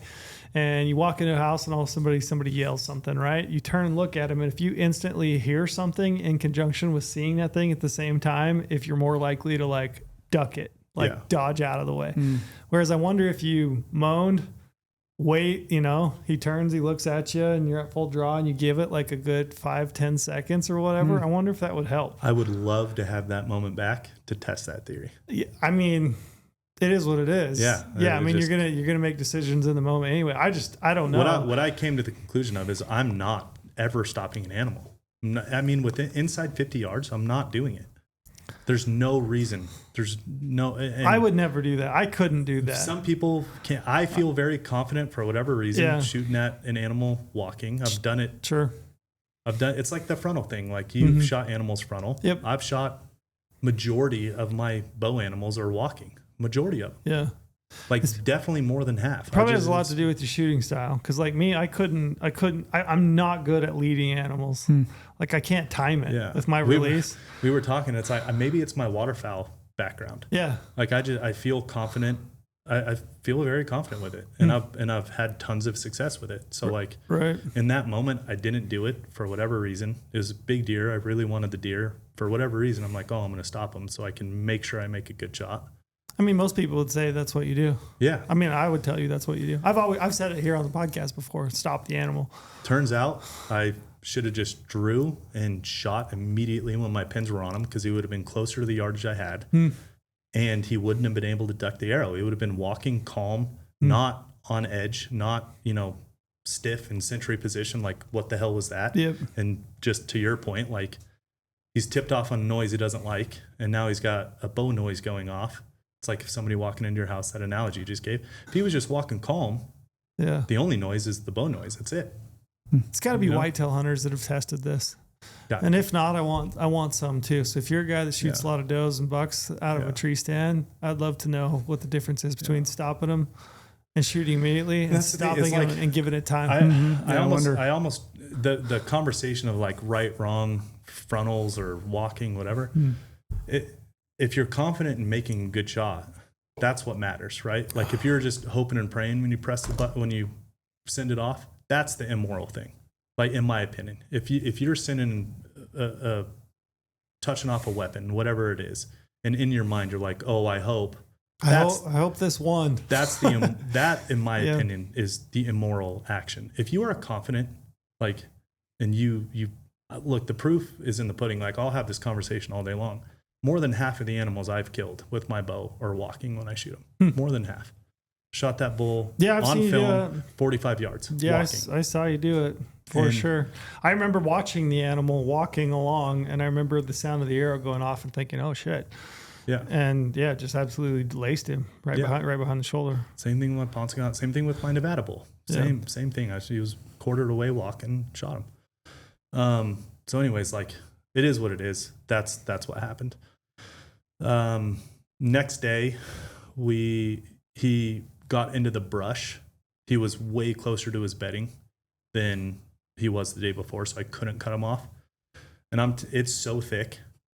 Brady is telling me, I have you and him in the same spotting scope. And I'm radioing back. I can't see him. He's like, it's close. He looks like he's 40 yards from me. I'm like, well, I'm just telling you, I can't see him. He's like, it's like, dude, they're going to walk on top of each other. How's Brady on the radio? Was he like a nice calming voice, or was he like the type that was like, dude, he is right. He's fantastic. I wish he's on top of you. I wish I had him the whole time. He's phenomenal, right? Because he's great. He's calming. He's to the point. No extra anything, right? Like not heightening. What you need to know at the moment, and that's it. He doesn't heighten the situation. He doesn't do anything. Then, so that was Tuesday. Wednesday, I had to come home. My son's first day of school. Don't know what happened. Thursday, get back up there. Brady's with me, and he's out. I make a move on him in the dark because I didn't want him to beat me. I had not made a move on him in the dark before this. But because on Tuesday morning, he had beat me to bed before I could cut him off. I'm like, oh, maybe that first chance I had at him, now maybe he's a little more aware. He doesn't want to be out in the daylight for as long. So I'm going to get in there and beat him to his bed, like out in the open before he gets into just this nasty mess. And as I'm working in there, there's another buck that he doesn't pin me, and he doesn't doesn't freak out at all. But he's like just looking. It's gray light. I have the wind. It's all good. But I'm in direct line of sight of this 3x4. And my buck's off to my right. And so I'm just laying there, and I'm not moving, and I'm, everything's calm, everything's good. It's still gray light. I'm in the spot I need to be to beat him to bed. So like, it's all good. I just need this 3x4 to move on with his life. And, he's looking, he's not like stomping. He's not snorting. He's not like moving his head, trying to like get a better look at me. He just kind of was stuck looking in the direction like, oh, interesting. Body language wise, he's just kind of in that body curious. language where he's like, more curious than anything. It's like thumbs up, but I don't really know what. But I don't really care. Yeah. Like I'm far enough away. Everything's good, whatever. He walks off. I'm like, oh, perfect. So he goes to walk off, and he walks off in the opposite direction of my buck. Perfect. So I'm like, oh, perfect. Like, couldn't be any better. I'm in the position I need to be. He's going that way. He, for whatever reason, trots like, I don't know, what'd you say, 2-3 times? Yeah, 2-3 times off his little knoll he was on. Just like little trots, not like smaller buck. He's a smaller buck. He's trying mature. He's mature. Yeah, but he's smaller. He's not the target buck. That buck's probably 150 yards from the big buck.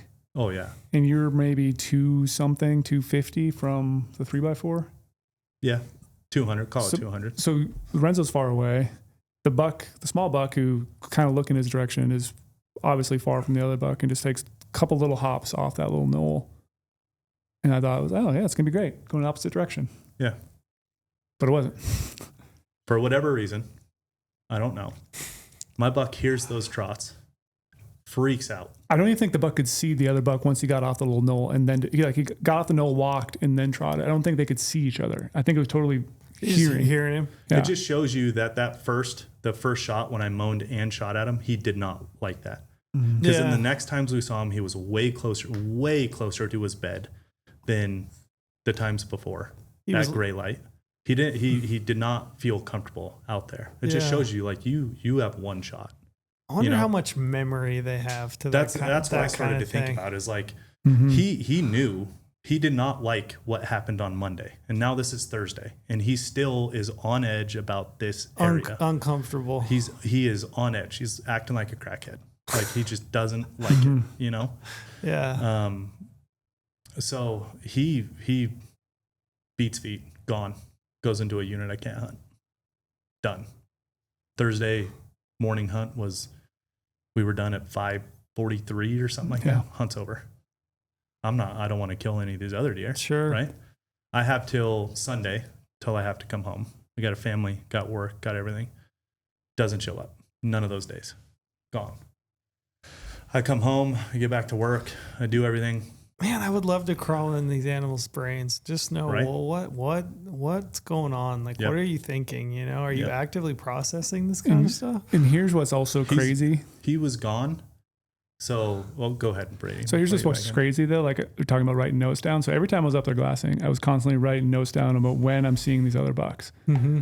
Other bucks are kind of hanging with them. Some bucks aren't hanging with them. But like all these other bucks are consistent to a T. Exact times. So here's what it is. I have all these times when I first see bucks in the evening. These are just evening, not morning times.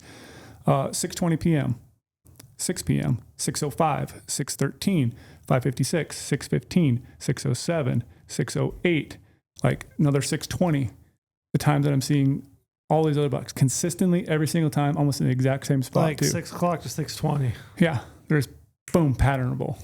This deer, furthest thing from pattern. for her, this thing in the world. This deer, and by the way, my scouting days, super, just like those other bucks. Yeah, that's the point I Super was going to go to. I could Yeah. have told you exactly where to look at what time in the morning to find him. Yeah, and the only thing that's changed is that one interaction. That One one interaction. interaction.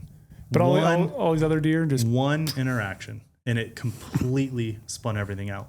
So Thursday, he blows out, goes into a unit. I can't hunt him. So I'm sitting on my hands from Thursday to Sunday. Don't even see him. those are some brutal days. Those were brutal days, long days. Because I'm after this buck. Yeah. You know, there's some other decent bucks, but I don't even think about it. So I go back to work, and I head back up Wednesday. Still not there. Thursday, still not there. Been a whole week. This is the next, Yeah. So now it's Thursday to it's Thursday. Thursday, Still Thursday. not there. Been a whole week. Friday, get a glimpse of him in the unit I can't hunt because I was looking for him. Yep. Still not back. Saturday, he's back. So now I have Bones and Jordan with me on Saturday up there. And so this is Thursday to Saturday, right? He's not on a pattern, completely different, and he's already in his bed. And I'm sitting there, I'm like, you know, what do I do? I'm like, you know what, sometimes, and I am an aggressive archery hunter, like full stop. I'm very aggressive about it. So I'm like, you know what, I'm going to make it happen. Like if that one interaction completely tipped this whole thing off, like I'm going to make something happen. So I went into his bed and got to 45 yards. Couldn't get a shot. Just too thick. Way too That thick. stuff is so thick where they bed. That's why it's like once they bed, it's over. 45 yards. He's just tucked in. I could see the tips of his antlers and could not get a shot. You back out? Tried. There's so many deer. Yeah. And it's loud. Yep. Like how I got in there was impressive in the first place. Sure. Like for me, I'm like a baby elephant walking through that stuff. And I got to 45 yards. He was with, I don't know, maybe 5 or 6 bucks this day. Mm-hmm. He like tied in with a different group of deer, you know, watched him go bed. I got into 45 yards. They all stood, and I, you know, tried to get a shot. I got a little over aggressive. I probably should have just let it play out. But like I said, I'm an aggressive bow hunter. So I tried to make a move to kind of open a window to shoot him, and eye to eye contact. And he did not like that. Like it was all fine. Like he was calm. He was like looking around, but not whipping his head around. Yeah. Like they all knew something was up. Bones and Jordan are looking like they have eyes on him because there's such good glassing knobs down into this bottom stuff that he lived in. And, you know, he's not whipping his head around like body language wise. I'm like, okay, we're still good. Like he knows something's up. They all stood up. They're not busting though, you know, and I'm at full draw looking, can't get a shot. And finally I'm like, I think there's a opening to his left. Like if I'm my left, not his left, my left, I think I can open up a shooting lane. And I took one step too far when he was looking in my direction, and it was eye to eye contact. And the second our eyes touched, see you later. Like gone. You guys had a moment in time. You stared into each other's eyes. Well, he heard noises he didn't like Yeah, a week and a half before. and then he looked well, now eye he to just eye. saw something Yeah. he didn't like. Gone. Disappeared again. And for days, another week gone. The next weekend, I'm up there with Omar. Mm-hmm. And I was hunting during as many days as I could run up and back. I was going. So there's a lot of days in between, but I'm trying to make this somewhat quick. You're trying to run up and glass. You don't need the days I don't see him. There was a lot of days I don't see him. I'll just put it that way. Oh, that's hard. So then I bring Omar back up with me. I get a text on Friday morning. And now I'm up there with Omar Friday, Saturday, Sunday. Or sorry, just Thursday, Friday, Saturday is what it was. I get a text on Thursday morning at 4:35 in the morning from a buddy of mine up there. Hey, I just spotlighted your deer crossing going into the unit you can't hunt. I'm like, well, I just woke up, so my hunt's over. I'll go back to bed. I can't go back to bed. Mm-hmm. So that morning, because I knew he was lower than what he typically was, I watched him in that unit the whole morning. Like I went and found him in the daylight. He's with 5 other bucks, so 6 total. I watched them all morning long. I watched where they bed. I watched everything about them, and I wanted to see if anybody else saw him and was going to go try to kill him. Yeah. Not that I would do anything, but like I'm curious. Yeah, I'm just I want to know what he's doing over there, right, and why he's gone for so long. Mm-hmm. So I watch him all morning long, the whole time watching him. I even go back in the afternoon, back to the bed. By the way, that expedition I drive, very capable. I did some shit. Really? I did some shit in that expedition with Omar. You'll have to ask him on the podcast one day. I am wildly impressed. If anybody's looking for a good SUV, wildly impressed. And you can't find a 4Runner than Expedition. Yes. Like I was off-road, obviously, like on dirt roads. Yeah. Well, I was off-road of the off-road. Uh-oh. And it still got out because I was trying to watch him and see what he was doing. They weren't in their bed in the afternoon, which I thought was really interesting. Friday, same thing. I watched him in the unit again. Bedded in the exact same spot, went up the exact same canyon. Thankfully, nobody had like caught on to this group of bucks that was doing that. And he, watched him all day again on Friday. Saturday, wake up, he's there. He's back. He's back to where like I like to see him, where I want to see him, the whole deal. Actually, I shouldn't say that. He's closer to bed than I would have liked him to be. He's back in your unit. But he's back in where I can hunt him. Yep. He's back on my side.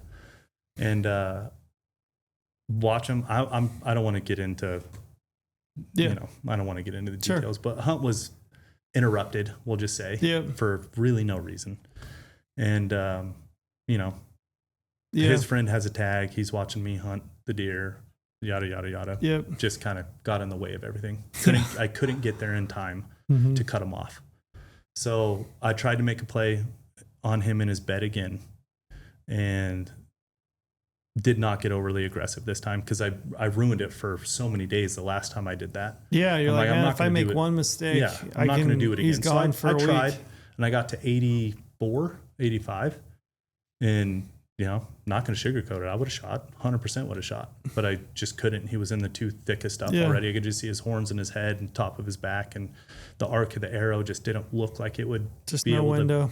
Just not good enough. And he wasn't ever stopped for long enough where I could like pick a window and time it. So I just let him be, and I backed out. I got out without busting out any other deer, the whole deal. I had to I promised my son I would take him to the UNLV football game.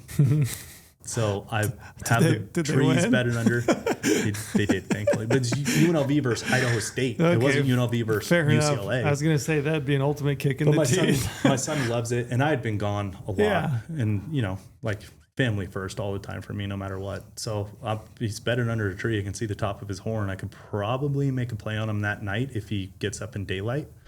But I just, I'm like, you know what? He's back in my unit.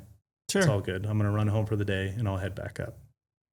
I go take my son to the UNLV game, run home, do all that stuff. I leave at 2 a.m. with my brother-in-law. Back up, not there. Really? So he was there the night before. He was better under that tree. You come back, you go all the way, go to the game, go back the next morning, and he's not in the unit. I left at 2 a.m. He's not there. Yep, correct. Dang. Next day, not there. Next day, not there. Next day, not there. Didn't bump him. Nothing. You left him bedded. Gone. What a kick in the cherries. Yeah, the deer's brutal. For like 4 or 5 days again, gone. completely disappeared. Yeah. Okay. So now I'm up these last couple days. Not there. I'm starting to like lose confidence. Then we get word that a deer with an inline got hit by a car on the highway. And I'm like, that's weird. Yeah. Like highway weird. I've only seen my buck with the inline. Mm-hmm. Like, and the whole town saying it was a big buck. You know how small hunting towns are. Like, never seen a buck in there with extras or an inline other than mine. Well, got to be him. So for 2 days, I'm like trying to figure out if my buck's gone, right? Yeah. Spotlighting at night, can't find him. Can you spotlight at night? Yeah. Okay, gotcha. Yeah, Nevada, you can spotlight. I didn't know that. It's a great, during archery season, it's an awesome way to just Inventory? either relocate or figure out if your buck's still alive. Yeah, or, I didn't know that. You know, like those chaining areas, those open areas, like those things, it's a nice way to check, right? Spotlight him the first night, not there. Now all of us, like me and all my buddies up there, were like, yeah, he's dead, 100% dead. Like, what are we going to do? I'm like, well, probably just go home. Like, yeah, that's the only deer I want. Mm-hmm.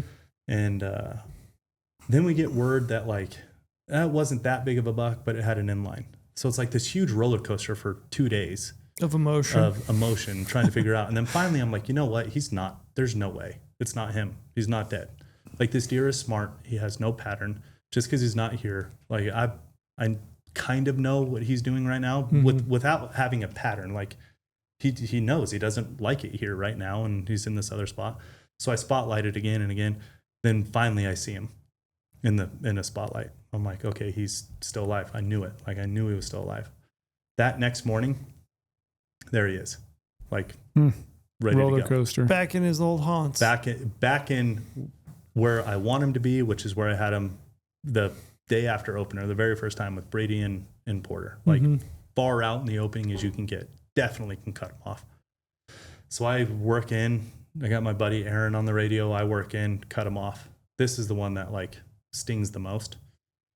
So he's always the lead buck, always, which is really weird to think when you're the biggest, like the biggest. It's weird. They're almost always last. Always, right? He's always the lead buck, which was the hard part when I had him the first chance. And now my second chance at him, he's the lead buck again. I mean, ultra similar setup, other than I'm not in the ravine because I want to like get a better look at everything. I know the mistakes I made before. And I cut him off. He's coming right at me. Like, I know he's going back to his bed. I know exactly where to be. And I always have my pins on 25, 35, 45. Always. 3-pin slider. Yeah. Mm-hmm. Because when are you ever inside 25 yards? Jeez. Wow. And Wow, if you that's a first. And It's if you, on silence, but that's a contact that's saved on my list, so they go through. Oh, gotcha. girlfriend. And And if you are inside 25 yards, like, it doesn't matter. You know what I mean? Like, Yeah. the arrow at that point doesn't matter. So I always have them on 25, 35, 45. I'm never inside of 20 on a big deer. When I'm looking out the tree, like, I'm behind this one tree, the only tree in like this open. And I'm like looking, I'm like, dude, they're coming right at me.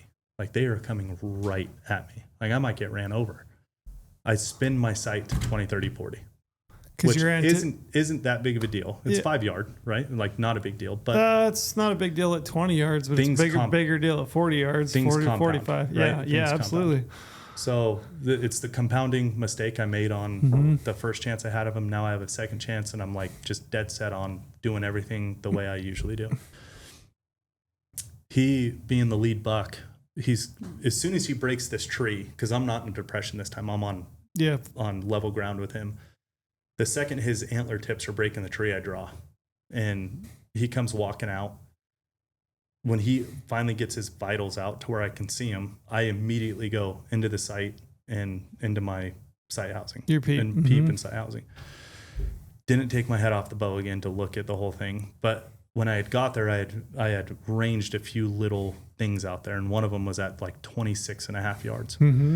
And through my peep and sight housing, it looked like he was standing right on top of him. And, you know, wide open. Wide open's hard. It's hard to judge. Because there's no like windows. You don't have there's not like trees in a row. Yeah. Everything looks the same in those big opens, right? Like, So you try to pick out as much, but you can't ever remember it in the moment. Whereas like if you had trees in a row and you had one at 30, 40, and 50, you get these windows of where the animal's going to be. Well, I'm at full draw and I think he's standing like on those saplings. So I shoot him for 25 yards, like my 20 pins on him, my 30 pins on him, and I shoot and I hear it hit him. And, I'm like trying to see where I hit him. Can't really tell. Aaron is on the radio. He's like, I think it was low. And I'm like, I heard it hit him, He's like, yeah, but he's not acting weird at all. Like he's acting totally fine. Anyways, I ended up hitting him like in the brisket, like down low, and I'll save a bunch of. That's when you needed him to duck the string. Yeah. He did duck a little tiny bit. Wow. I needed him to like duck like the first 8 time, inches. Because this time 6 he did inches. stop on his own. Okay. And he was calm. He wasn't on point. Yep. So he did duck. Yep. But maybe if I would have put him on point like I did the first time, he would have ducked the full 18 inches and not just like 6 inches. Sure. Because he did duck by the time my arrow got there, but just not quite enough. Anyways, Aaron videoed it from the glassing knob. He is a solid 5 to 7 paces off those saplings. He was like 38. Yeah, further. So that's why I say like put my pins from 20 to 25 or from 25 to 20 rather, not that big of a deal. But you compound that with he's actually 10 yards further than I think. Yep. Big deal. Like massive deal. So anyways, I hit him low and in the brisket. And how you feeling since? I mean, I don't want this to sound like egotistical or bad or whatever, but it's just the reality. Like I've definitely gone on hunts and come home empty for sure. Like I eat tags. I have no problem with that. I just couldn't find the animal I wanted. I have never eaten a tag or not brought home the animal I was after. Like if I ever went on a hunt with a known one I'm after, every single one of those is on my wall. Every single one has come home in the truck with me. I've never lost an animal ever. This is the first time it's ever happened. And it's happens to be on one of the coolest bucks I've ever found. Yeah. So I'm 24 days of hunting. I saw him 5 times in 24 days. Woof. And I had 2 chances. 25 days of hunting. It's brutal. So that's why I said my life's in shambles. Because I look like a homeless person. I smell like a homeless person. I'm out of shape because it's not a super physical hunt. Sure. I mean, the days are wildly long. Yeah. It's a walk into where he is, not really a hike because it's in low country. I mean, look, it's not. That's hard. It's not like, but it's not physical. Sure. I had to bring my running shoes to try to stay active in the middle of the day. Yeah. When I went for runs. The hunts are, even the days you do see him, the first light, legal lights at 5:30, he's in his bed at 6. It's 30 minutes and he never came out in the evening, not one time. So I would go sit on his bed where I would hope he would come out. Never, not one time. So I'm 25 days of morning and night. I would hunt him in the morning and I would sit at night. For a half hour. I would look for him in the morning and make a stalk on him. And at night I would just go into and hope where these deer come out and hope. And 25 straight days of that. Would you do it different if you had to do it again? Yes. You would? Yes. What'd you do? I would be so unpressuring. This is so easy to say though, because hindsight's 20/20. Yeah. I would have sat every single day as far into the bedding area as possible. So not catching him in the open, because that's obviously when he feels the most vulnerable. And that's where I shot at him the first time I cut him off, thankfully, like in the wide open. And I think they feel so vulnerable out there. I would have, any chance I had with him or him not liking something, I would have liked that to be where he felt more comfortable and maybe he wouldn't have left for so long. Maybe just change his body language a little bit as he gets closer to bed. And I would have sat the mornings and not hunted the mornings. I think if I would have just sat the mornings and backed out on the times he didn't give me a chance, sat the evenings and backed out like I did, I think it would have all lined up to have more than two chances. But also though, I had 2 chances. Yeah. I just shit the bed. Like for whatever reason, I've never done that before in my life. I've never shit the bed like that. And I did 2 times. Now, these are a bunch of excuses for sure, but it is the reality. Like I never had a range on him because he's the lead buck. I could only range things before he got to me or range his horns before and decided not to shoot him walking the first time. Like there's that. And then the compounding mistake of the second chance at him I didn't take my head off the bowstring. Oh, I left one thing out. When he broke and we made eye contact, he like stopped, but he like kind of like calmly looked back at his other bucks that he was with. He was with 3 other bucks that day. And he looked kind of back at me, but not really. And he ducked his hips. So I'm thinking he's going to like go. So it kind of like just added pressure to the whole situation. I'm thinking he's going to go. On film, he's actually ducking to take like, you know how they kind of nervous shit sometimes? Yep.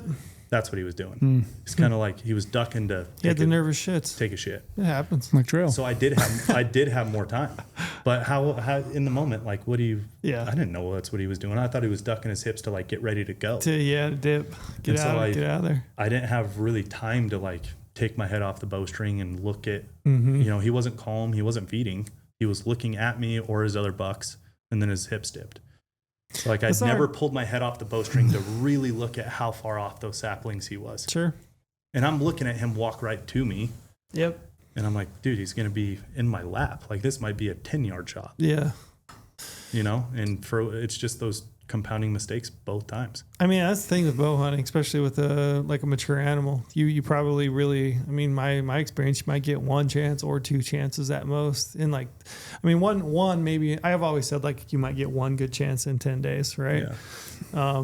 So I mean that the maths. If you got 2 and 24, I mean it's close. 25 days. Because then I went back up. Sure. On yesterday. Closer. Yeah, just to see. Closing day yesterday, just to see, and he wasn't back. What is I don't think he's dead. Yeah. Where's your confidence at with a bow? 0. How do you deal with that? I've had people asking me, like I had a guy message me, hey, shot an animal, hit it, can't find it. Which I mean, it's like it's the elephant in the room, right? For bow hunting, I think we don't like to talk about it because one, I don't think it's great for the public at large to have this perception that like, hey, there's a bunch of your animals that get wounded, right? But facts are animals get wounded with a bow. They get wounded with a rifle for that matter. They just get wounded. They get wounded. Hunting. They get wounded. We don't perfect. find them. Yeah, it's not exact science by any means. You know, it's not black and white. It's this gray. It's everybody does the best that they possibly can, and sometimes it doesn't work out, right? Yeah. But I remember this guy asking me, he's like, man, maybe I just need a shoulder to cry on. Maybe I'm asking for advice, but he's like, my confidence is not good. Like, how do you get over it? Yeah. How do you get over it? Yeah. I mean, I don't know. It's like I said, you know, I've never not killed an animal with a bow. Never. Anytime I have that chance at that animal, I'm after. I've killed it every single time. And I've always like prided myself and been proud of the fact that I am good at killing an animal. Like that is where my confidence wise, like when I'm out in the field, I'm not going to be able to compete with Brady grinding. I'm not going to be able to compete with you on how well I can shoot. I can at a spot at your local range. Like, let's be clear. I believe my confidence in my mind comes from like, I am good at getting a fatal shot on an animal. Like that is what I am good at. And that's where my confidence comes from. It's like, I just need to see him because I know I can get one in him. Like I'll kill him. I mean, do you realize you're answering your own question right now as you're talking? That's what I need to fall back on. Do you see what I'm saying? Like you're answering your question. But that is exactly the reason why I didn't kill him though. It's weird. It's like I've done a lot of self-talk and I'm not a self-talk guy. Like I've really had to like, okay, say 3 things you are proud of yourself for on this hunt. Right. You know, tell yourself 3 things of why you still were good at getting 2 chances at a deer like that. Like you didn't just get 1, you got 2. Like I had to keep like reaffirming myself these last couple of days since that second shot happened. And I don't know what I fall back on because I tell myself that. What you fall back on is what you just said. Like you have been good at it. You have been but good did I lose it? You lost it one time, which happens. I mean, the thing is he's not fatally wounded. I'm very happy about that. Like it's low enough. He's going to be fine. I mean, he was gone for a buck trotting twice for 7 days. He's going to be gone for quite a while, I would imagine. I mean, we didn't get details, but suffice it to say, he was alive long enough that we watched him after I shot him. We watched him for 8 hours. Right. I tried to get another shot at him. Sure. Yeah. I just couldn't do it. We watched it for 8 hours. He was just feeding. He was fine. I think that's the answer, though. I told this guy, I'm like, I don't know, because everybody's different, right, on how they take this and how they process and move forward and get back on the horse, if you will. You know, the advice I gave this guy was, for me, it helps to like go back to my local archery range, get back to my practice routine, focus arrow to arrow to arrow, and make good shots. And as I make good shots and I see arrows hit middle day over day, I'm like, yeah, I'm good at this. Like I can make this shot. Like I messed up on that one. You know, give it a situation, try to learn from it. But like, I think going through process, shooting arrows, watching it hit middle, going, you know, arrow by arrow by arrow. But then, I mean, as you were talking, I was like, oh yeah, this is a no brainer. Like, well, I say that, but to me, it's that confidence that you exude as you were talking, saying, I am good at this thing. I am good at this thing. Like I've been good at this thing. I've been trying Mental to tell mind control. I have been trying to tell myself I have a good track record at this thing. But I'm also a realist and grew up in a football locker room. Sure, my whole I life. get that. And so I say that to myself to a fault, to like positively reinforce myself. This is the first time I've ever like had to go through. I was really low. You saw me the day after this happened. Like this is as low as it is. Absolutely as low as I have ever been. Maybe in my entire life, let alone just hunting life. And what's it been now? 4 or 5 days since then. A week since then. It's like I've really had to like reaffirm myself. But like I say, I grew up in a realistic football locker room. So I tell myself like, you are good at this thing. Well, then why'd you fuck it up? Twice. In sports I mean, analogy, that's the realist everyone part. has So a it's bad hard. game. Like I am trying to tell myself that you are good at this. Look at the data. This is 1 of 10. I mean, that's like the it's thing. 90% that you're good at this. Yeah, 90% is a pretty good percentage. Yeah, realistically, like a guy that, and I'm with you because I'm the same. Like I would say I'm realistic and harsh to a fault, right? So, yeah, I mean, if you like statistics, statistically, you're pretty damn good at it. Statistically, the next time it happens, you're going to make that shot. Yeah. Statistics say that you are going to be good at killing this animal the next time one of them is in front of you. I mean, that's the reality. Statistics are the one thing that like is concerning to me, and I'm again just being realistic about it. Like we're going on this elk hunt. I never had to think about those things. It's like this is what golfers talk about. This is what anybody who does like a high level consistency type of thing in their life. I was always, you know, they call it flow state, the bullshit, whatever people call it. But like, that's kind of what I've always been in when I was archery hunting, is just like letting it all go. I didn't even really have to think about it. I would just naturally do these things that are natural to me that then would lend itself to being able to kill an animal.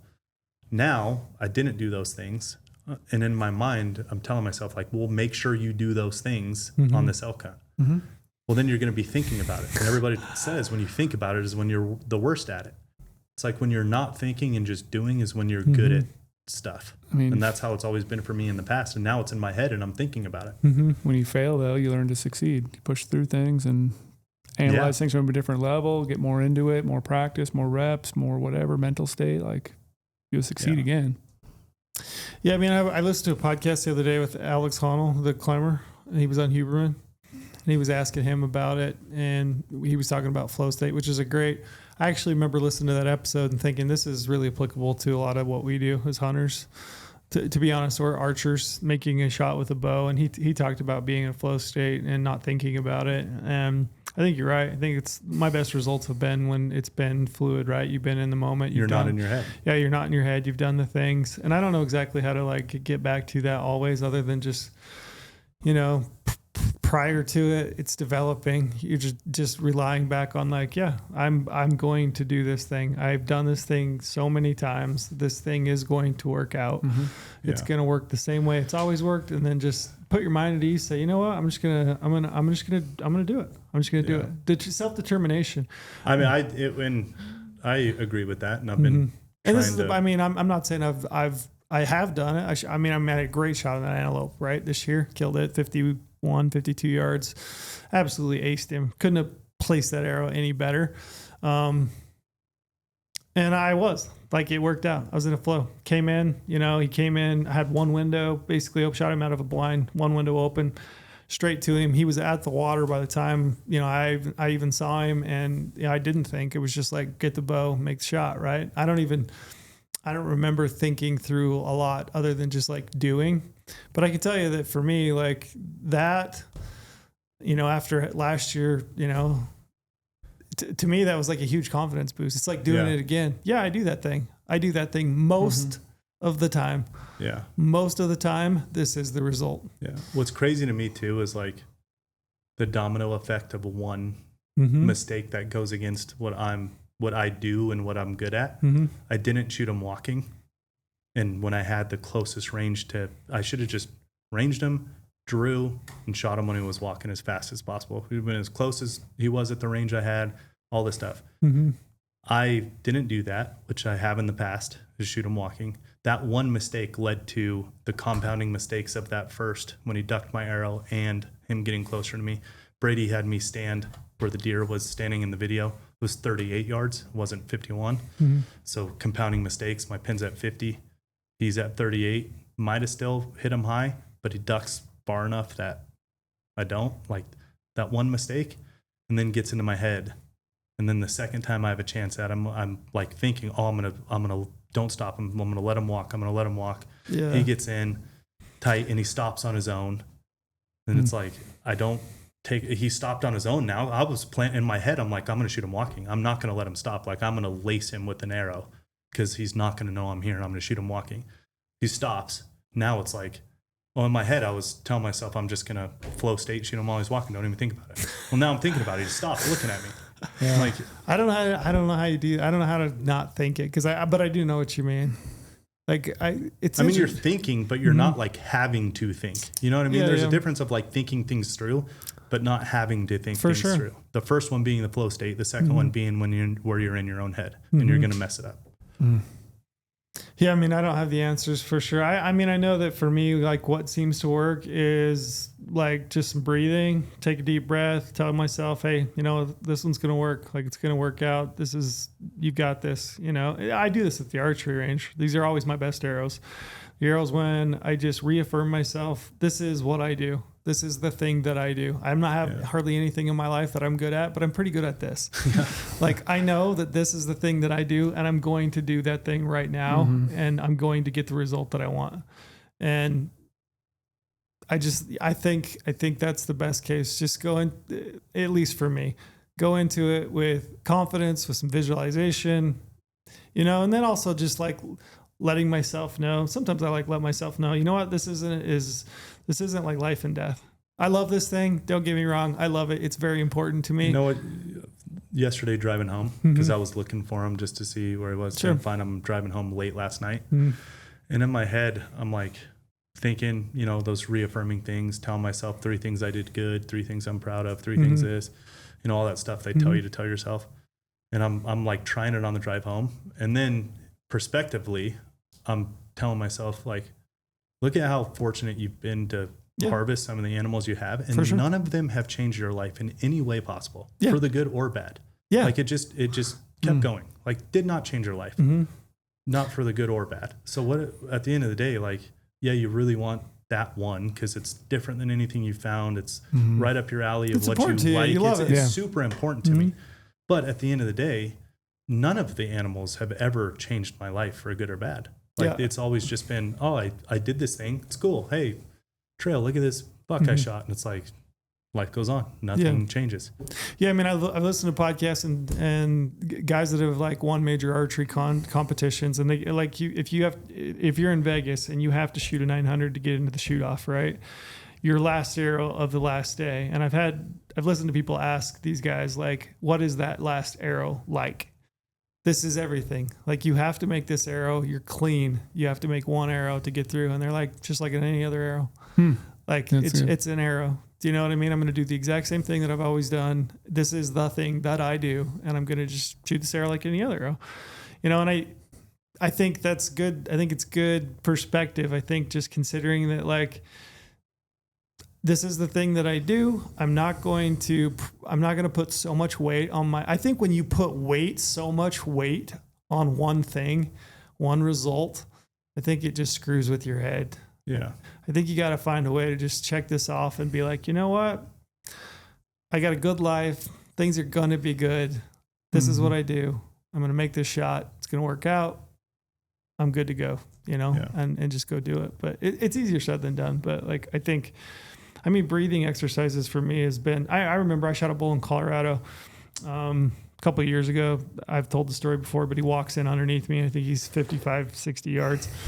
And I remember being like anxious and nervous, but I remember prior to that shot developing, I just like had this, I'm going to just do some breathing exercise. So long breaths in, hold, through my mouth, breathe out my nose. I was really surprised at how calm I actually felt when I executed the shot. Yeah. I think that helps a lot. I think scientifically they've proven that breathing exercises just helps calm your whole body. Just push it out. We need to do some yoga shit. That's what we need to do. Yeah. Probably. Some hot yoga. Me and you both.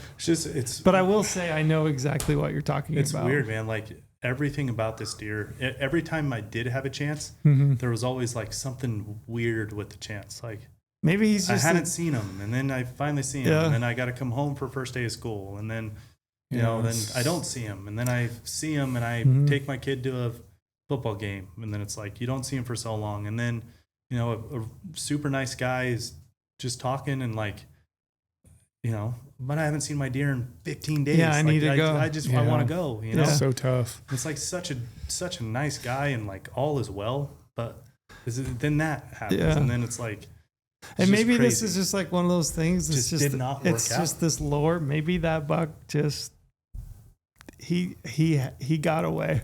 Just taught you a lesson, maybe. Do you know what I mean? Learning thing. Like maybe these are lessons you need to learn for some other reason. Yeah. I think about that sometimes too. I'm not like woo woo or anything, and I'm not particularly religious by any means, but sometimes I wonder. Maybe it was just something I needed. Yeah, somebody else is meant to have that buck. Some little or that buck's or just something. meant to live. Yeah. All the stuff it taught you. Yeah, maybe you got one up on me this time. Thanks for telling us the story, man. I appreciate it. No, it wasn't easy. I'm in a better place by any means, for sure. Yeah, absolutely. The drive home last night, I was doing a lot of that. Yeah, like I said, man, the next time that you get that opportunity with an animal in front of you and you do the thing that you are good at and you execute it and it works out, it's like, yep, this is what. It's actually like there was a noticeable like feeling of relief last night. Good. When it got dark and the hunt was over. Yep. It's like, okay, it's over. Yep. Like it's done. Everything's done. I didn't get him. It's like the hunt's so long and it's close enough where I can like make it work. It's just while it was going on and while he was alive and is he there this morning or is there tonight? It's like that constant back and forth and run up and like, am I ever going to get another chance? It's like that was so much stress.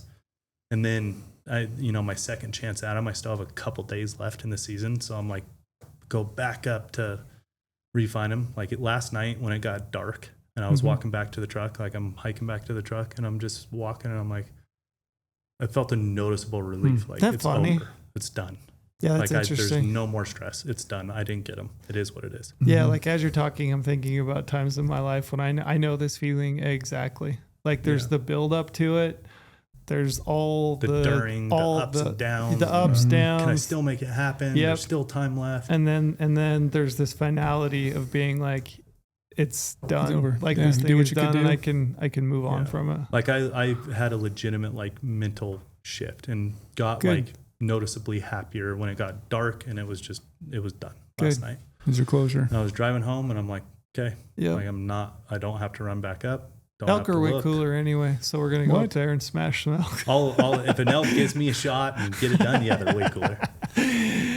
Heffelfinger today was talking about deer and elk competition, and he said something about elk numbers increasing, and I was just like, I hear nothing bad. That's literally what Trail said. This is all good. All good stuff. All I've got to say about that is hell yes. Yeah. Yep. So I just gonna do my best to not be in my head. Just let let's move on. Clear your thoughts. Go out there. I'm just gonna go back to being good at what I was good at. It's like that simple, right? I hope it is. I think it is. I mean, in theory, it is. My confidence of what I'm good at. Just throw everything out. Do your thing. I'm not gonna outglass or outwork Brady. I'm not gonna outshoot you at a spot. Like I'm not. It's just not possible, and I know that. But I am gonna kill. Like I am good at that. No, you've done it Tons of times. tons of times. Never had an animal And you will do it again. Never had an animal I was after that For sure. I found in scouting and then I was after for a hunt. It has never gotten away. Yeah. Yeah, I think this stuff is like, I don't know. It's interesting to talk about because I don't know. I think everybody probably has their own little friend group, you know, that they probably try to like riff off of and like, hey man, how do I deal with this? You know, and it's funny too, because I think it's like, oh, you shouldn't worry about it. Like you shouldn't, I think it's like heavier than most people would let on.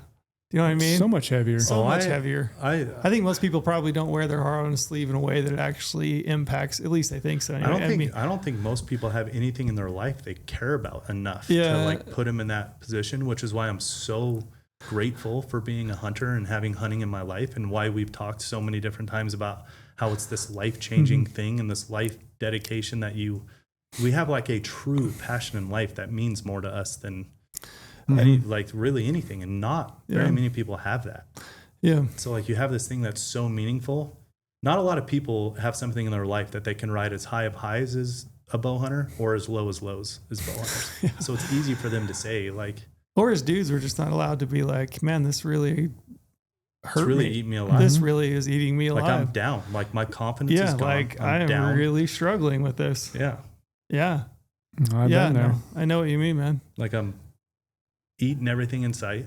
Not healthy right now. I'm out of shape. Like this thing's got me like down. I got to correct course. No, you will. Yeah. It'll be good. And you will. Go elk hunting, have fun, be with the boys.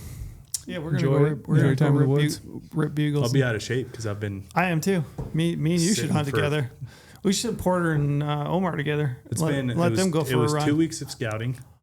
So 14 plus a 30-day hunt. I hunted 25 of the 30 days. Yeah. So however many days that is. It's how long it's been since I've like done something. Me too. It's gonna be really interesting to see how I make this elk hunt work. Nah, you guys will make it work. We're gonna go have fun. It'll be good. Yes, that's probably it for the week. I really genuinely appreciate you telling that, because like I've had this question a lot lately. People have been like, "How do I deal with this? How do I deal with this?" And it's just like, it's funny because most things in hunting, there's like tips and tactics and tricks. I'm like, this is some psychology shit that I'm not really qualified. I can tell you what I do, but I think it's good for people to hear. I think it's good for people to, you know. I know we keep drawing on about it and we're keeping going, but like just to wrap it in a bow. Like I've never been a words of affirmation or like positive reinforcement self-talk guy, but I've never been this low. So I've tried it and it is working. Like I can say it's only been a couple days of it too. And I think the end of the hunt is another thing that like really helped put it in perspective. Yep. Finding the perspective on any other animals never changed my life for the good or bad. Yep. So it's like, and that self-talk I think is genuinely working. So I don't, keep it that's up. just me talking. So if somebody else is looking how to get through that, it's what's working for me right now. Yeah, I concur completely. Well, good deal. Well, we'll get out of here. We're going to go hunting. We'll be back with some hunting tales. Okay. I look forward to the in-reach messages from you guys. Yep. I'm not going to bug you, but Magic keep me meat. updated. Magic the meat, champ. in-reach message of Brady, exclamation point. I really am good at this still. That's what we're going to do. Yes. That's what I need. I knew it. I knew I was still good at this. And Trail's going to take home his prize, his trophy, his little jackrabbit with the chef's hat on it. Look at that cute little bugger. And you're going to eat jerky all the way home. What's going on my desk? All right. Peace out. All right. See you guys.